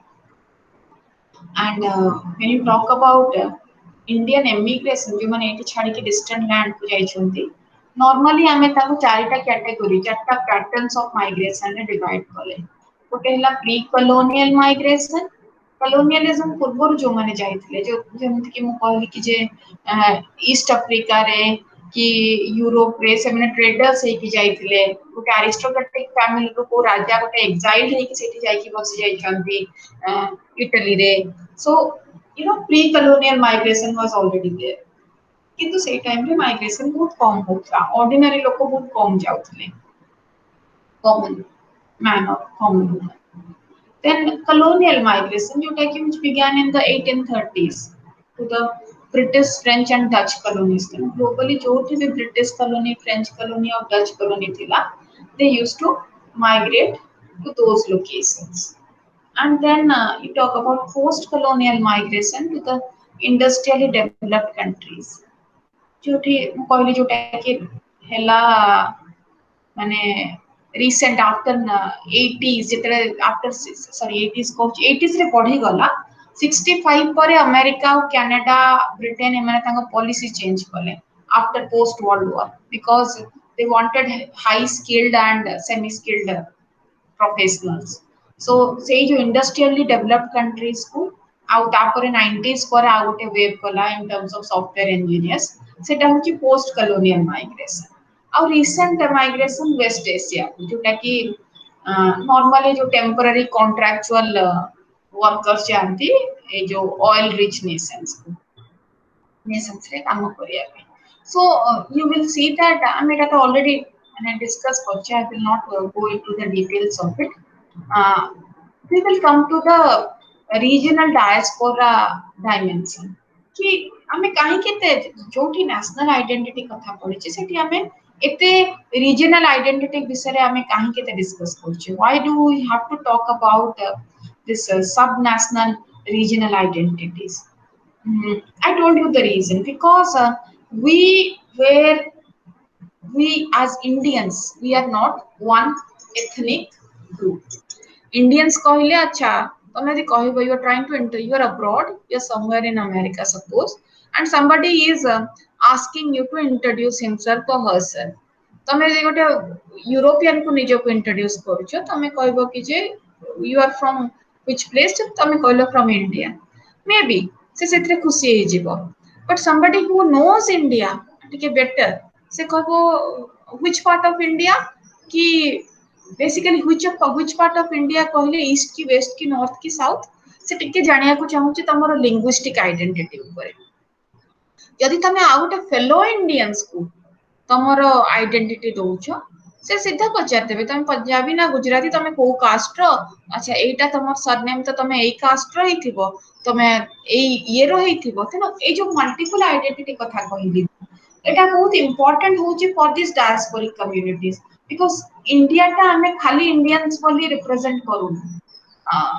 जने सपोज मते देखेला गोटे आड की फोटो देखेला कि जे this is a Indian wedding, मु देखली that was a Punjabi wedding, मु कहली ना ना हमर इंडिया रे एग्जैक्टली सब वेडिंग एंती वेनी and it was very difficult. That person was a New Zealander and it was very difficult for me to make him understand कि ଆମର ଏତିକିଟା ଷ୍ଟେଟ୍ ଥାଏ ଷ୍ଟେଟ୍ ମାନେ ବି ସେମାନେ ବୁଝିବେନି ବିକଜ ତାଙ୍କ ପାଇଁ ଷ୍ଟେଟ୍ ଏତେ ଗୁଡେ ସପୋଜ ଆମେରିକାରେ ମୁଁ କହିବି 50ଟା ଷ୍ଟେଟ୍ ଅଛି 50ଟା ଷ୍ଟେଟ୍ ଥିଲେ ବି ତାଙ୍କର ମୋରଲେସ୍ ପିପୁଲ ଆର୍ ସେମ୍ ବଟ୍ ଆମେ ଏତିକିଟା ଭାଷା କହୁଛୁ ଏତିକିଟା ଇଏ କହୁଛୁ ୱେଡିଙ୍ଗ ସେତେ ପ୍ରକାରର ହେଇପାରେ ଖାଇବାଟା ବି ଇଣ୍ଡିଆନ ଖାଇବା କହିଲେ ଖାଲି ତନ୍ଦୁରୀ ଚିକେନ ନୁହେଁ there are so many things to it कि खाली करी नୁହେଁ so that is the thing, when you talk about this linguistic, regional, kimba caste, kimba these traditional diaspora, that becomes important because of certain traditional practices of pertaining to your language, pertaining to your religion,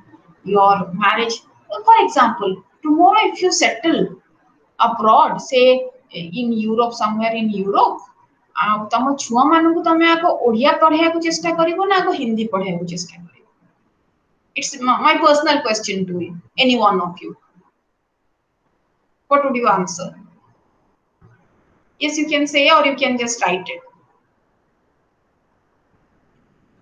Okay, you don't want to talk.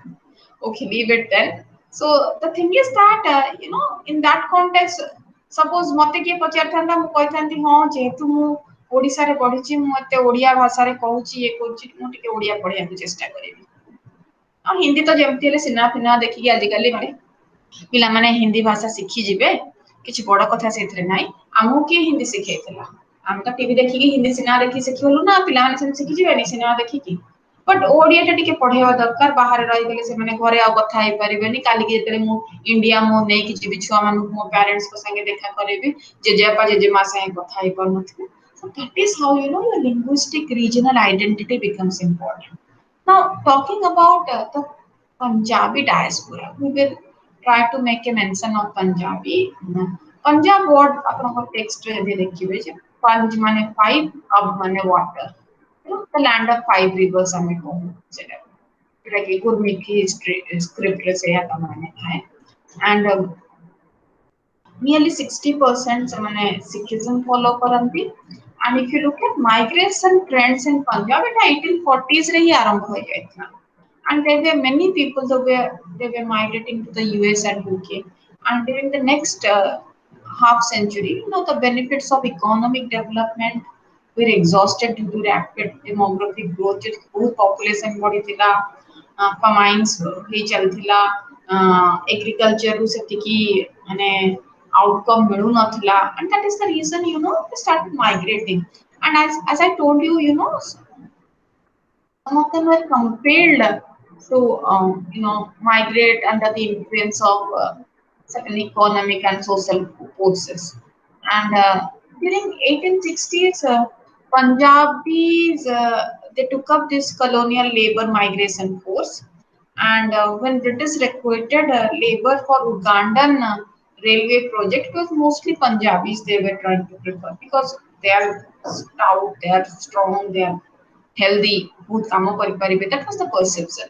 And migration of Punjabis to East African countries gained momentum during the end of the 19th century when several thousand craftsmen, primarily from Ramgarhia or Jalandhar region, they migrated to that place. After the construction work was over, only few workers actually returned home, while majority stayed there to work for the railway. And not many Punjabis continued to work under the indentured labor system since they found, they were temperamentally not suited to be slaves. ସେମାନେ ଆଉ କିଛି entrepreneurship ନେଇ ଗଲେ କି ଆଉ କୋଉ ଜାଗାରେ ଚାକିରି କଲେ ସେମାନେ ଆଉ ସେଇ labor କାମରେ ନିଜକୁ continue କଲେନି. So describing the conditions of Punjabi workers in plantations, there is this reference of Darshan Singh Tatla, which has been mentioned in your textbook. That the first few hundred Punjabis who were recruited were so unsuitable by the planters in West Indies who protested that these Punjabi migrants were very objectionable as field laborers. Many absconded to the Spanish Main, refused to work in the fields, and nearly all have been unruly and troublesome. So they didn't listen to anyone, they were highly unruly. Now, in the threshold of 21st century, Punjabis could be found in every corner of the world, and they have entered every sphere of work. And today you will see that, if you make a comparison to the pre-independence period where immigration was towards US, Australia, East Africa, UK, you will see that today Punjabis, they are everywhere. In fact, in Europe, in Southeast Asia, everywhere. And they have their own association, and the transnational network of Punjabis is really strong because they tend to uphold their social network or family ties or kinship ties through these network system. And they have their marriage ceremonies, their ritual activities. It goes on, and it's the overseas Punjabis who retain their kinship relationship to the contacts with the families back home. But mostly, you will see that, as I told you, that family today is not a localized concept. Family is not something that that is there in my village. So I have this idea of a transnational family. Again, trying to draw upon the planetary concept of Rabindranath Tagore. So you will see that the frequency of social contacts that is exchanged through home visitations, and sometimes they would be visiting quite frequently, and marriage is always an important institution for the Punjabis in order to sustain the ethnic bond, for exchange of rights or for attending the marriage of somebody from among their relatives. So you will see that you know the Punjabis, they choose their marriage partners not only with their respective place of residence but from homeland and other countries. So now marriage partners are chosen across different continents.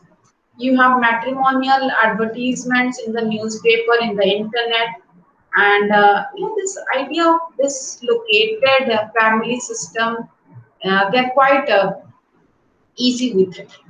And Punjabi music, Punjabi food, the entire West is mad about it.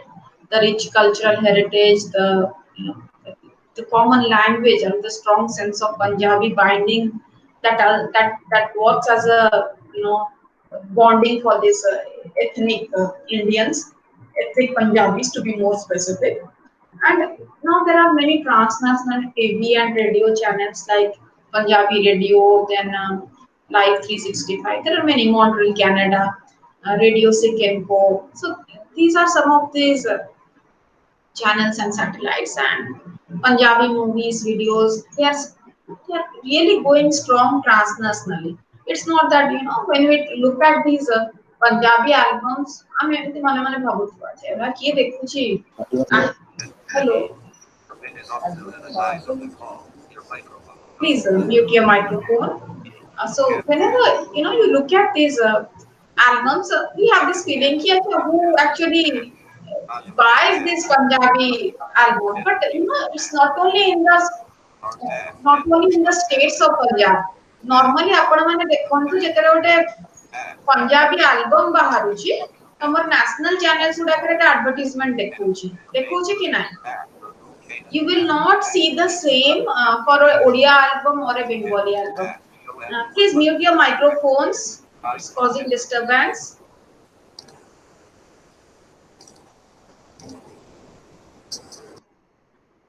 Yeah, thank you. So when I'm talking about this Punjabi ethnic group, and best example is this sale of albums. ଆପଣ ମାନେ ଗୋଟେ ଜିନିଷ notice କରିଥିବେ ଯେ Bengali album ହେଲା କି କୋଉ south Indian album ହେଲା ଏତେ ନ୍ୟାସନାଲ ଚ୍ୟାନେଲରେ କାହିଁ ଦେଖାଏନି, କିନ୍ତୁ ପଞ୍ଜାବୀ ଆଲବମ କୋଉଟା ରିଲିଜ ହେଲେ ଆମେ ଏତେ ଦେଖୁଛେ ଟିଭିରେ, ସବୁ ଚ୍ୟାନେଲ୍ସରେ ଆପଣ ମାନଙ୍କର ଆସୁଛି, because eat is meant for the ଟ୍ରାନ୍ସନାସନାଲ community. Sony ଟିଭିରେ ଦେଖଉଛି, ନଟ୍ ଦ୍ୟାଟ୍ କି ଆମେ ଦେଖିବା, it is meant for all Punjabis across the globe ଯୋଉମାନେ କି ସୋନି ଟିଭି ଦେଖୁଛନ୍ତି। So that's actually, that's the connectivity among the Punjabi immigrants. And today you will see that the remittance is quite high. The earnings that they take up, and what they send home is also quite high.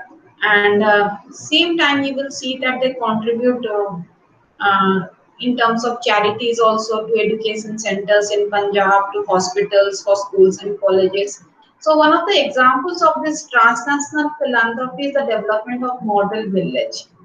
See, and remember, you know, if you look at the contribution of overseas Punjabs in the field of agriculture, that was actually the result of Green Revolution. Green Revolution during the 1960s, Punjab is successful enough. ଆମ ଜାଗାରେ କାହିଁ ହେଲାନି? Because that was again the contribution of the Punjabi immigrants there and immigrants. And that's the reason you will see that you will find gurudwaras across the globe. They are everywhere, and that's actually a sense of Punjabi nationalism, you can say. It would not be wrong to say that it's a form of Punjabi nationalism. Now the other second most dominant community is the Gujarati community. If you look at the Gujarati community, you will see that settle abroad they have migrated, uh, during various stages. Uh, that was fueled by this epidemic in 1899 to 1902. Again in 1916 to 18, there was an influenza epidemic that took place in 1918 to 19. And there has been so many, forced migration because it was the circumstances that forced them to, take up migrated the job of migrated laborers and they were always, in a state of perennial problem. So they started migrating to East African countries and they were everywhere. Like you'll find them in Nairobi, in Kenya, in Kampala, in Jinja, in Uganda, yeah, in Fiji, Zambia, Malawi, Zanzibar. They are everywhere, mostly Africa. And with the opening up, you'll see that global economies they made again a remarkable presence in the developed, industrially developed nations like America, Britain, UAE, Canada, and other countries. And many Gujaratis they moved to United States at the turn of the 20th century. Today, Pattidars form the largest Gujarati diaspora. Normally, they are identified with the surname of Patels, followed by Lohanas of Saurashtra, and they are referred to as Baniyas. So, normally we say that okay, Gujarati as a Baniya. Baniya is, they have excellent trading skills. And many countries like USA, UK, Canada, Caribbean, where Gujarati have become very successful and they have they are one of the affluent South Asian among the South Asian settlers. They are one of the most affluent communities, and now they form a prominent part of the Indian diaspora community. If you talk about again the linkages, both micro and macro, you will see that at the micro level, the transnational linkage among the Gujaratis, it can be looked at from 2 points of view. First, the ties between the Gujarati in India with their relatives in other parts of the world, and secondly, the mutual contacts between Gujaratis living all over the world. So, you know, it's like they have been connected to everyone. They're connected with their relatives in other parts of the world also, not only just in India. And at the same time, they contain, they have mutual contacts between Gujaratis living all over because basically this is a business community. These are trading communities, and for them, networking is very important. So every Gujarati, would be trying to know another Gujarati from another country or another place, so that they can look for some kind of networking that will help them in business or in any kind of socio-cultural activity. So that is how, at a micro level, they have this connecting trait. It's a trait. As a community, they have developed this trait. And at the macro level, you have many international institutional organizations as you have among the Punjabis. So it's same for them also. And Gujaratis world over, they are distinctly known for maintaining vegetarianism. Even if they have settled in the West for say 100 or 200 years, they still maintain vegetarianism, most of them. And they have a rich tradition of performing arts and customs. And dandiya is very popular among the Westerners. And now Navratri, for example, it has also become the music that is played there. It has become very important. And now, with this virtual space, this virtual community is coming up. They have been able to connect in a more intimate way. And again, they have many transnational networking systems. Then, talking about the next important diaspora community from South India is the Telugus. So, if you look at Telugus, mostly they migrated. Uh, there are several factors, both push and pull factors that was responsible for their migration. Uh, One was natural calamities like famine and flood. Then, the shrinking cottage industry in India, increase in population, lack of employment, lack of resources, it forced them to migrate. And it was mostly the British plantation areas that they migrated to, especially to countries like Fiji, Malaysia, South Africa, Mauritius, in order to escape starvation and death. And when they migrated to South Africa, Fiji, and Mauritius, you can see that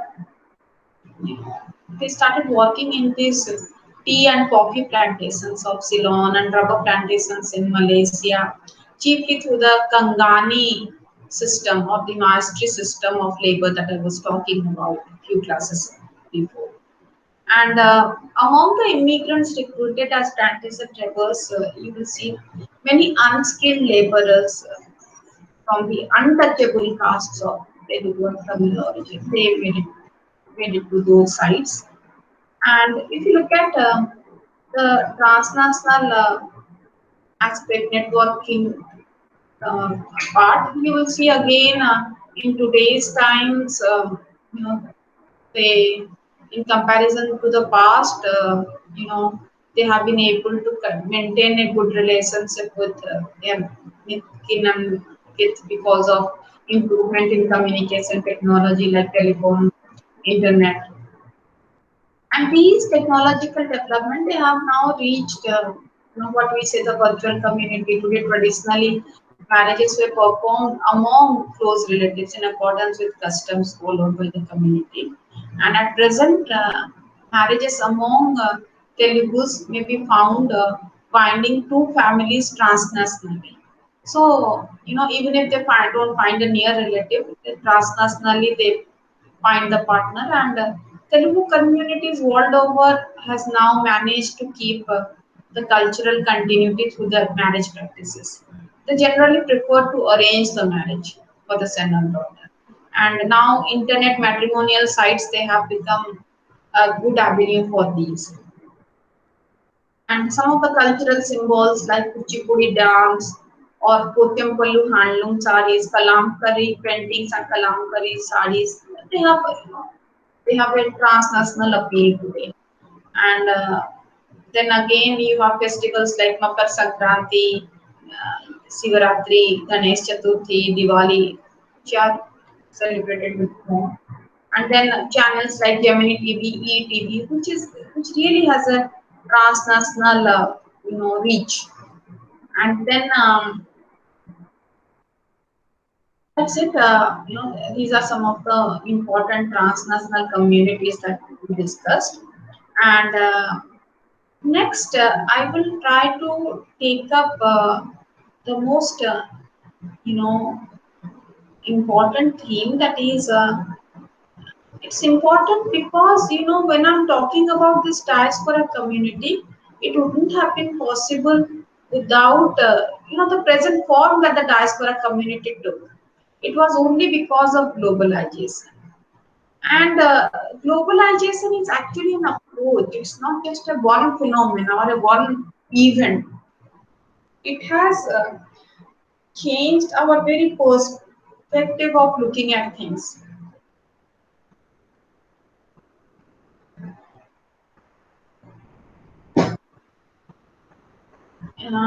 There are a few concepts that's already given in your book, that is we mostly call GNT, that is globalization, nationalism, and transnationalism. There are three processes of phenomena which are at different stages of growth and at varying dimensions. Nationalism is a old concept, that's a part of the you know the onset of modernity that I was talking to you about in the first class. Globalization, in the recent years has unleashed this phenomena of transnationalism, and all the three phenomena have an interrelationship, a problematic interrelationship, and the gap between the popular and the real working thesis, there is some problem. Again, if you look at your textbook, you will see that they have made a reference to the historical engagement between the home country and the host country through certain processes, what Arjuna Badurai calls ethnoscapes, that is a world of imagined identities manufactured by media and its own fancy. So there, here you have this diaspora or national experience, transnational experience in their host countries, and it is again, they're imagining that okay, they're Indians, and as Indians, we all share some commonality. So basically, it is a matter of imagination, which may not be real, but it has been, it has been provided a very strong base with the help of Hindi cinema, with the help of the new technology, and it's again weaving a new sort of an imagined communities, which is taking place on the virtual world mostly. So if you're talking about again, this idea of nationalism. mm, we have seen cross-border movements rise of this transnational identity. Uh, Nationalism, as we mentioned earlier, that it's loosening, it's getting slack.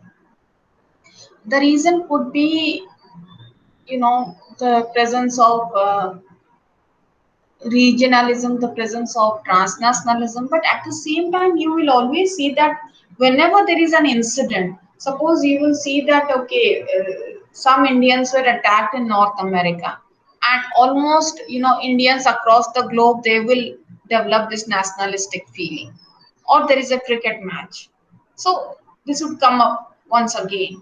So it's always there. So it's very difficult to say that nationalism is something of the past generation, or it doesn't exist in the age of globalization. It would be wrong to say that. So there is a example in your text which says that how does one explain the Indo-Pakistan cross-terrorism while India and Pakistan are unitedly taking positions against cricket umpire Hare's decision on ball tampering by Pakistani team. So, there are common platforms where you come up as South Asian, and at the same time you'll be attacking each other. So, and when you are a transnational migrant, you have dislocated yourself from your homeland, and say you have relocated yourself in America or Europe. When it comes to cultural, what you say, similarity, our cultural similarity is close with a Pakistani or a Bangladeshi than with a European. So even if you would say Pakistani to be our arch rival when in India, but when there and in person you meet a Pakistani, you feel that it's much easier to live with a Pakistani than with a European. So, after 9/11, the very idea of war on terror that triggered this anti-Islamic perception in the West, and the fact that Indian Muslims are in they are actually, they are in the same category of Islamic nations, and they were probably the only ones who lived in and cherished a democratic setup. So, if you see, the very communal agenda of the so-called Indian Muslim leadership, Either it would be, they would be defying the Vande Mataram or support Pakistan in cricket match, and can only be defeated by purposeful nationalist attitude.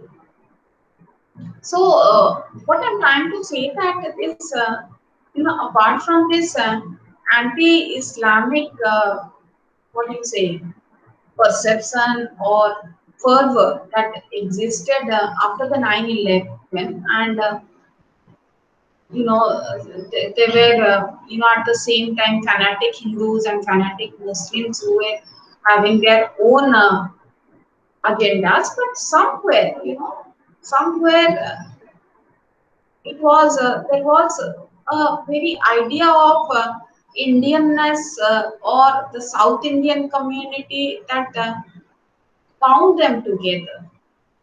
That interconnectivity was maintained, and what the most scholars they believe that it pertains to this era of globalization.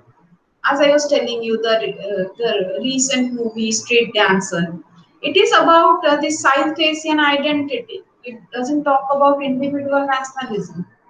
So when you talk about globalization, you talk about the growing connections or interdependence of nation states, and you try to say that it's a historical process that involves a fundamental shift or transformation in the spatial reach, and because it's actually you are there, and at the same time the distance, it seems that distance has been killed, and it is actually linking up different communities together, or the same community across the globe. So this very idea of global connectedness is actually a new, what do you say, a new era for the transnational community. Uh, if you look at Kissinger's version of globalization, we would say that globalization will be more inclusive in the coming generations, and they will help the world's poor. Particularly, they will be bringing down the barriers in what you will have, towards the poor. And this was the promise that came in the wake of the terrorist attacks in 2001. So the survey result of the World Bank report in 2001 to the effect of global inequality has widened is correct, but World Bank's inference that globalization holds the key to social justice is only politically correct and not universally so. So you will see that there is a growth of joblessness which has resulted out of globalization, and at the same time, the insecurity. When I'm talking about terrorism, there is also a spread of insecurity. Okay, insecurity towards a particular ethnic group, and even globalization is responsible for the same, because it is with the help of the present day technology, the high connectivity that you are being able to have in the present generation. And when you talk about terrorism, I mean, how would we identify terrorism few generations ago? Terrorism means, okay, we were associating it with Kashmiri militants. Maybe they were, you know, they were some Islamic fanatics within India, or they have infiltrated from Pakistan. But today, the idea of terrorism is global. I mean, it's very difficult to identify them. They are the most techno-savvy, educated, persons. It's not that a terrorist is one who has a gun and who goes on brutally killing people. He is actually brainwashed because he is illiterate. No, he would be an Oxford educated, he would be an English educated, techno savvy gentleman who has this aspect as an ideology. So the very idea of terrorism as a global phenomena, it is actually a contribution of globalization and transnationalism as well. Because when I talk about Islamic terrorism, it's not that we are talking about terrorists in Pakistan or India. We are talking about Islamic terrorists across the globe who have maintained this connectivity. So, you need to put a bomb in Kashmir. The funds would be coming from Bahrain or Lebanon or some other Islamic state or the Middle East you are not aware of.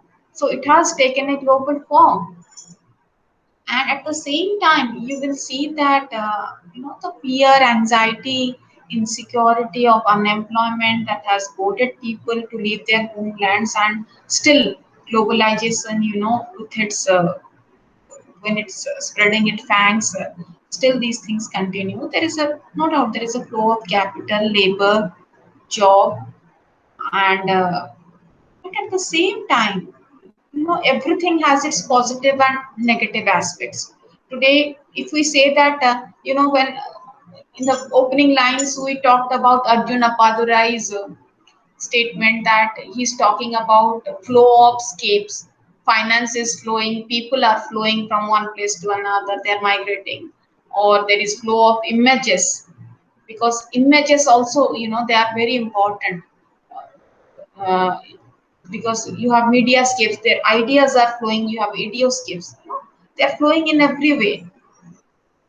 So at the same time, terrorism is also spreading its arms, because today it is very easy to transfer funds. Suppose someone in the, I would say, suppose there is a global support for Naxalism.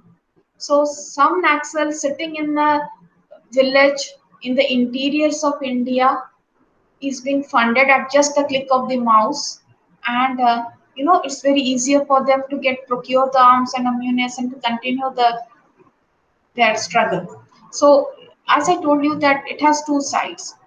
On the one hand, if finance can flow, it can also facilitate the flow of arms and ammunitions. It can facilitate the flow of drugs or human trafficking. Say, trafficking women for the purpose of prostitution against their wish. So these are also heavy, flows in terms of persons and workers. Normally, we see that globalization is different from internationalization, which is but an expression of growing interdependence among discrete but bounded nation states. Under globalization, the world is increasingly emerging as a shared social space. So there is a significant shift in the scale of social organization in every sphere, from economic to the security, transcending world's major regions and continents. Central to this structural change are twin features of unavoidable consequences. Revolution of information and communication technologies, which can trigger changes. And second is what Anthony Giddens has talked about is the abandonment of welfare state. And we don't, we have started India, in the case of India, the welfare state concept is still going very strong. But if you look at the West after the Second World War, there was discontinuation of social security packages, which were a part of, meant for the poor. And what has taken place is known as the Washington Consensus, which is articulated by another, developmentalist, John Williamson, and they believe that they have listed 10 reforms for Latin American economy so that they could attract private capital, and they can provide some support to their economy. And the neoliberal agenda for developing countries, mostly in Africa and Latin America, is known as economic reforms, the NPG thing that we talked about. But that reform is not sufficient. The second generation reforms were, introduced in the form of good governance, and good governance again is nothing but the imposition that comes from World Bank and IMF for loans to these developing countries. So there are so many threads attached, and in the process, the nation state loses its sovereignty. And you at the same time see that two continents where the performance rate reports of most countries from two continents were disappointing, whereas China and the East Asian tigers they could manage to get the benefits of globalization. They tried to take up this neoliberal package. Uh, India, Brazil, Russia also counted some successful stories, but there are certain useful lessons that we need to learn and talk from globalization. One is deterritorialization as a phenomenon. This meant that boundaries become porous and open with moving of goods and labor, bringing more laboring population from different sectors to another. And there you will see that again, if people can move, then other evils like drugs and human people for trafficking can also move. So that everything has its positive and negative sides. So we have actually uh, enlisted 10 theses on globalization. Firstly, anti-globalization protests are not about globalization, since these protests are among the most globalized events. Take for example, the protest that was being taken up by the Niyamgiri tribals in Odisha. They were in a state where they were trying to fight the nexus between the state and the corporate, that is the Vedanta, which was a multinational company. And somewhere Amnesty International, an international NGO, intervened and fought for the tribals, and they won the case in the Supreme Court. So that itself says that these anti-globalization, because when we talk about this tribal protest, they are in some way protest against globalization. But we shouldn't forget that the protests have been successful because of globalization. In order to fight for Niyamgiri, I don't have to be go there to the mountains of Niyamgiri. I can provide my support with the click of the mouse. Globalization is not new, nor it is just westernization.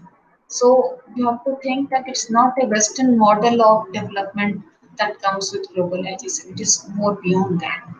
And it has already enriched the world. You will see that there is a greater distribution of the fruits of globalization than the evils. And again, inequality is another issue. The primary concern is the level of inequality, not its marginal change. You will see appalling poverty and staggering inequalities because of globalization at the same time. So the question exists is, has globalization been fair to all? Of course, it will always be there. As I told you, there will be pros and cons to every phenomena, to every event. Then market economy is consistent with many different institutional conditions, and in the conjecture, the data can produce different outcomes. So globalization might have given some outcome in my society, might have produced some other in another. So you will see that the distribution of benefits depends on the host of global arrangements like trade agreements, what are the patent laws, how good are your environmental protection laws, what is the support you receive from the community and the state. So many things goes into this process. And now we have to accept one thing, that the world has changed ever since this Bretton Woods agreement was signed. And you will see that decolonization, human rights, NGO movements, uh, fights for environment and gender equality, justice, they have come up in a new form. So basically, what I'm trying to say is that today we are talking about a post-materialistic world. It's beyond material. It's just because of certain values, certain ideologies, we have taken up these views. Then you will see that both policy and institutional changes are needed. Global governance is changing under open leadership of the World Bank and the UN. But then again, you have third world governments who have been indulging in violence and waste. Waste is one of the major things in outcome.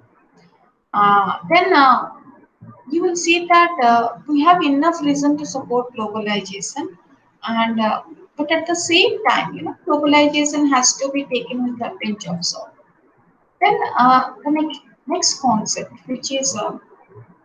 which we have been debating again and again, right from the very beginning of your class, and that is the concept of nationalism.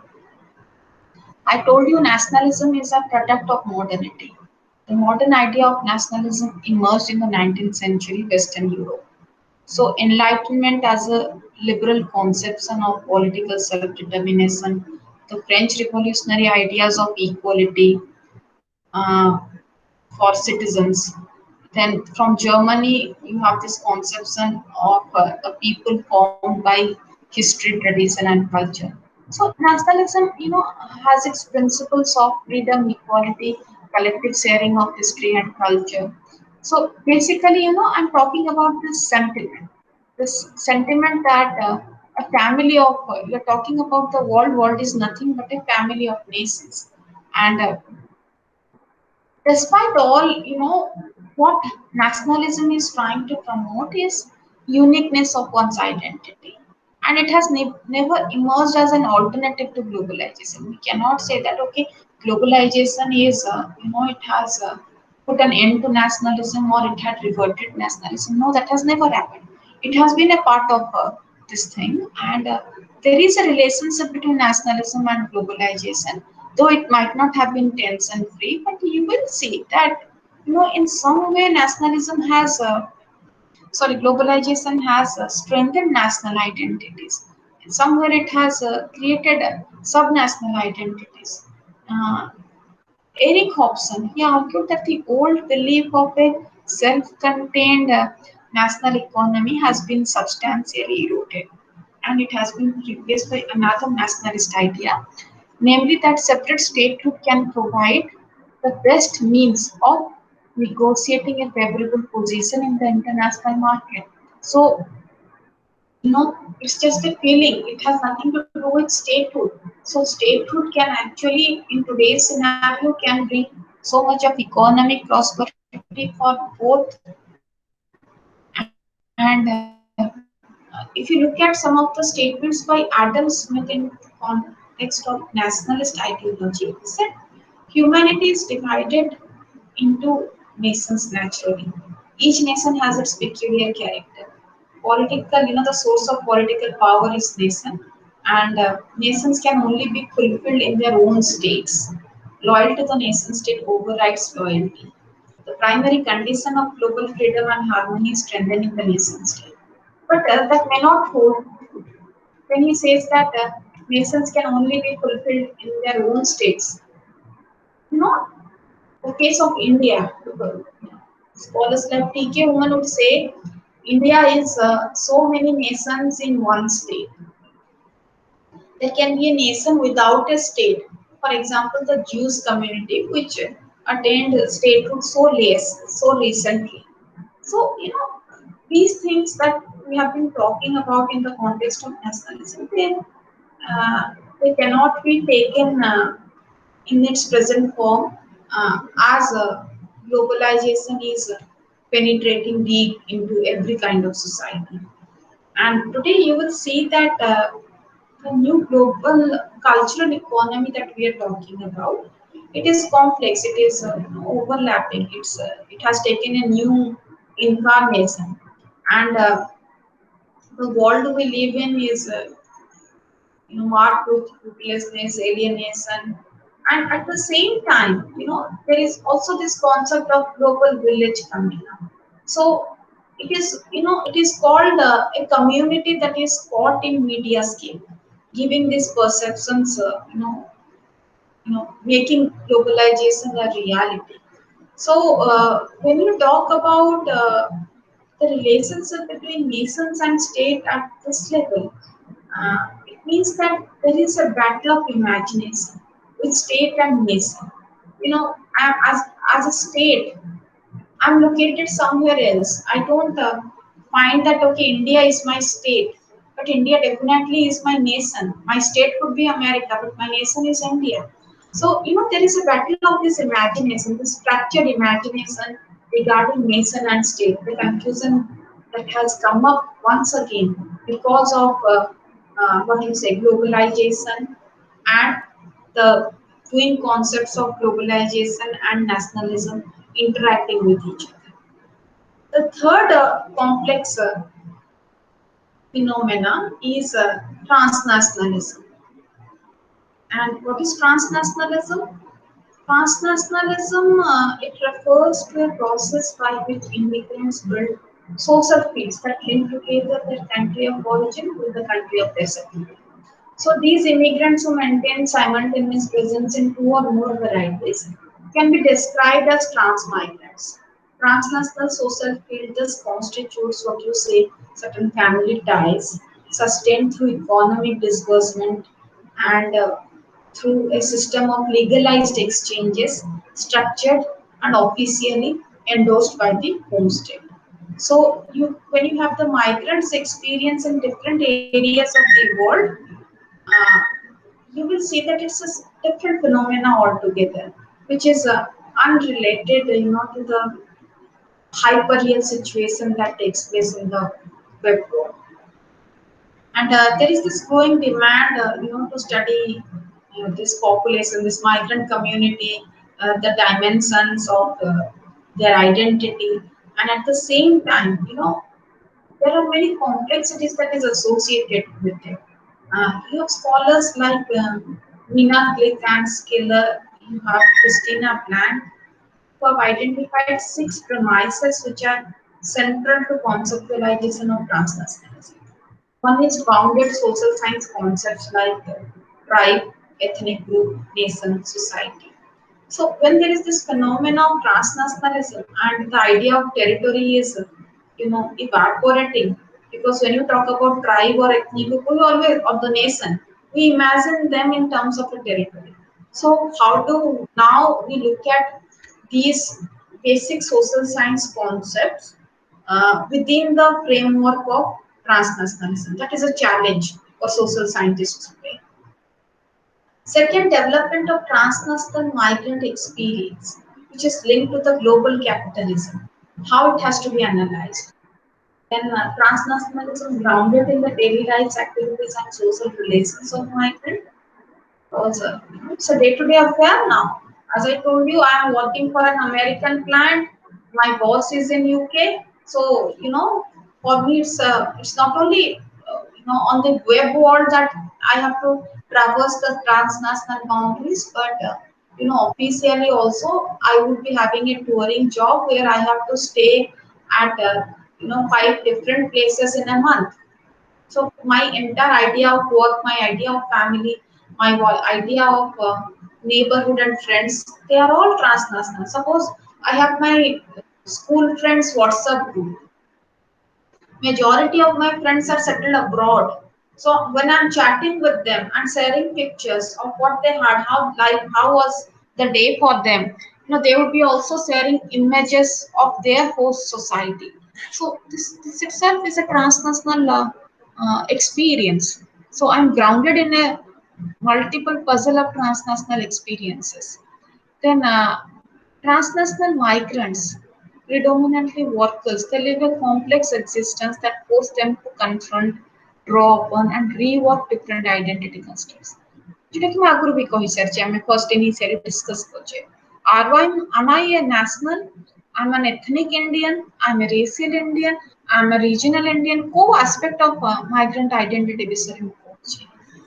Then you have your reconceptualization of categories like nationalism, ethnicity, race, which again needs to be reformulated within the discourse of globalization. And now there are so many hegemonic contexts, both global and national. As a transmigrant, which is important for me, ମୁଁ କୋଉଟାକୁ ବିଶ୍ୱାସ କରିବି, global ଟାକୁ ନା national ଟାକୁ, କୋଉ hegemonic test is more important. And for example, if it is a third or a fourth generation migrant, ତା ପାଇଁ it would be a more confusing thing for that person. And at the same time, you will see that transmigrants, they reshape this context. Uh, the the ideologies or the what I say the context by applying their own context into it. And you will see that to some extent transnationalism is a product of this modern capitalistic, global capitalistic world. And again, their identity as a trans migrant is a contested one as to what the person himself wants to pick and what the people around him wants to denote him with. And when you talk about the global flow of class profile of these migrants who are normally, who belong to the lower sections in the society, and you will see that they migrate, but after the same time they create their own culture, their own class, and they're above that. The Chinese trans migrants have a small component of Hong Kong capitalist class, but the Indian, the Caribbean, the Filipino populations, they are all professional straight up. They do not carry that tag of a capitalist class. So, transnationally, the separate identities, separate classes are being created every moment. They have their own idea of doing so. So, if today we are talking about deep research, we are talking about taking up a study with a transnationalist perspective, you will see that we cannot study it without a global perspective. Take for example, I want you to study, say, any environmental movement in Odisha. It's not that suppose when I just gave you the example of this Niyamgiri tribals. Today you will see that okay, it's not a bounded kind of a movement ki se tribal mane sethi nije nije takar movement kardele. There was an intervention from Amnesty International. ତାଙ୍କର decision ଟା ବୋଧେ ତାଙ୍କର London office ରେ ହେଇଥିବ, ତାଙ୍କର ଆଉ କୋଉଠି discussion ହେଇଥିବ ଆମେରିକାନ ଅଫିସ ରେ. So the entire idea is actually हमको local लगे भी it is not localized. It is always beyond territories. So that's the reason today as scholars we say that transnationalism or globalization, it's a perspective. It's a new perspective because traditionally आमे social science रे जो methodological framework रे society को देखुथिले, जो perspective रे देखुथिले सेटा भी काम दबनी. ମୁଁ ଯେମିତି କହିଲି କି ତମେ ଏବେ ଗୋଟେ ଟ୍ରାନ୍ସନାସନାଲ ସିଚୁଏସନ କୁ ଷ୍ଟଡି କରିବାକୁ ହେଲେ ତମ ସାମ୍ପଲିଂ ଫ୍ରେମ୍ କଣ ରହିବ, ତମ ୟୁନିଭର୍ସ କଣ ରହିବ, ତମର ହାଇପୋଥେସିସ୍ କଣ ରହିବ, ଯୋଉଟା କି ଆମେ ଗୋଟେ ସିଙ୍ଗଲ ସୋସାଇଟି, ସପୋଜ ଏଥନୋଗ୍ରାଫି ଗୋଟେ ମେଥଡୋଲୋଜି, ଗୋଟେ ସିଙ୍ଗଲ ଛୋଟ ବାଉଣ୍ଡେଡ ସୋସାଇଟି କୁ ଆମେ ଷ୍ଟଡି କରୁଥିଲେ. ଏବେ ଗୋଟେ ଟ୍ରାନ୍ସନାସନାଲ ସୋସାଇଟିରେ ଯୋଉଥିରେ କି ମୋର ଜଣା ନାହିଁ ମୋ ସୋସାଇଟି କୋଉଠି କୋଉଠି ହେଇପାରେ, ମୋର ୟୁନିଭର୍ସ ଟା କେତେ ହେଇପାରେ, କେତେ ବିଭିନ୍ନ ପ୍ରକାର ସୋସାଇଟି ଅଛି.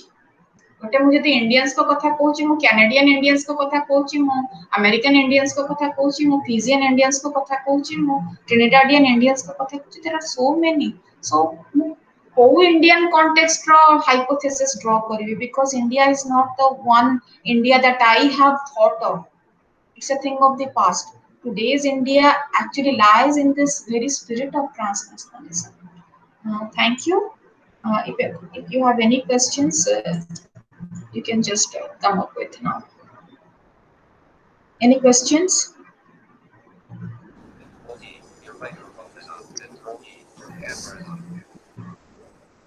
So learners, any questions to ma'am? As usual, you don't have any question. Any suggestion? Because ma'am has taken 8th class, so students at least give some suggestion to ma'am. How do you feel? How was the class? Teaching? How was the teaching? How was the course? It was a week long, very interesting.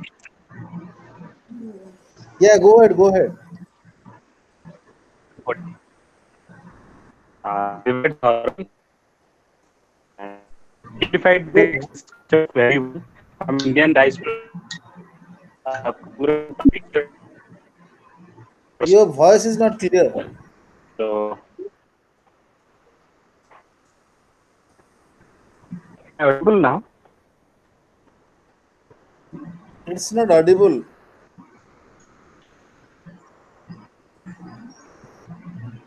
Hello.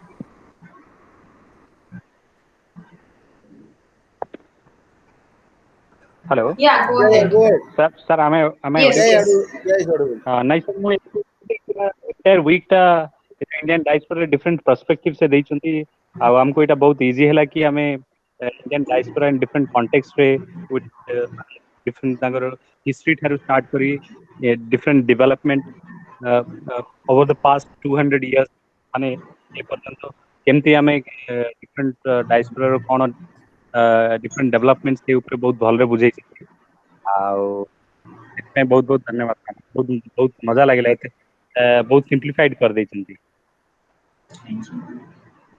So any questions or shall we end the session? So it was the last class. So all the best for your exams or for your future classes. Thank you. So thank you very much, learners. Thank you, ma'am, for your nice presentation. So I have some personal talk. I will talk you later. So thank you Okay, very sir. much for your nice Thank you, sir. presentation. So once Thank you, again, and sir. thank you. Thank Okay. you, sir. Thank you.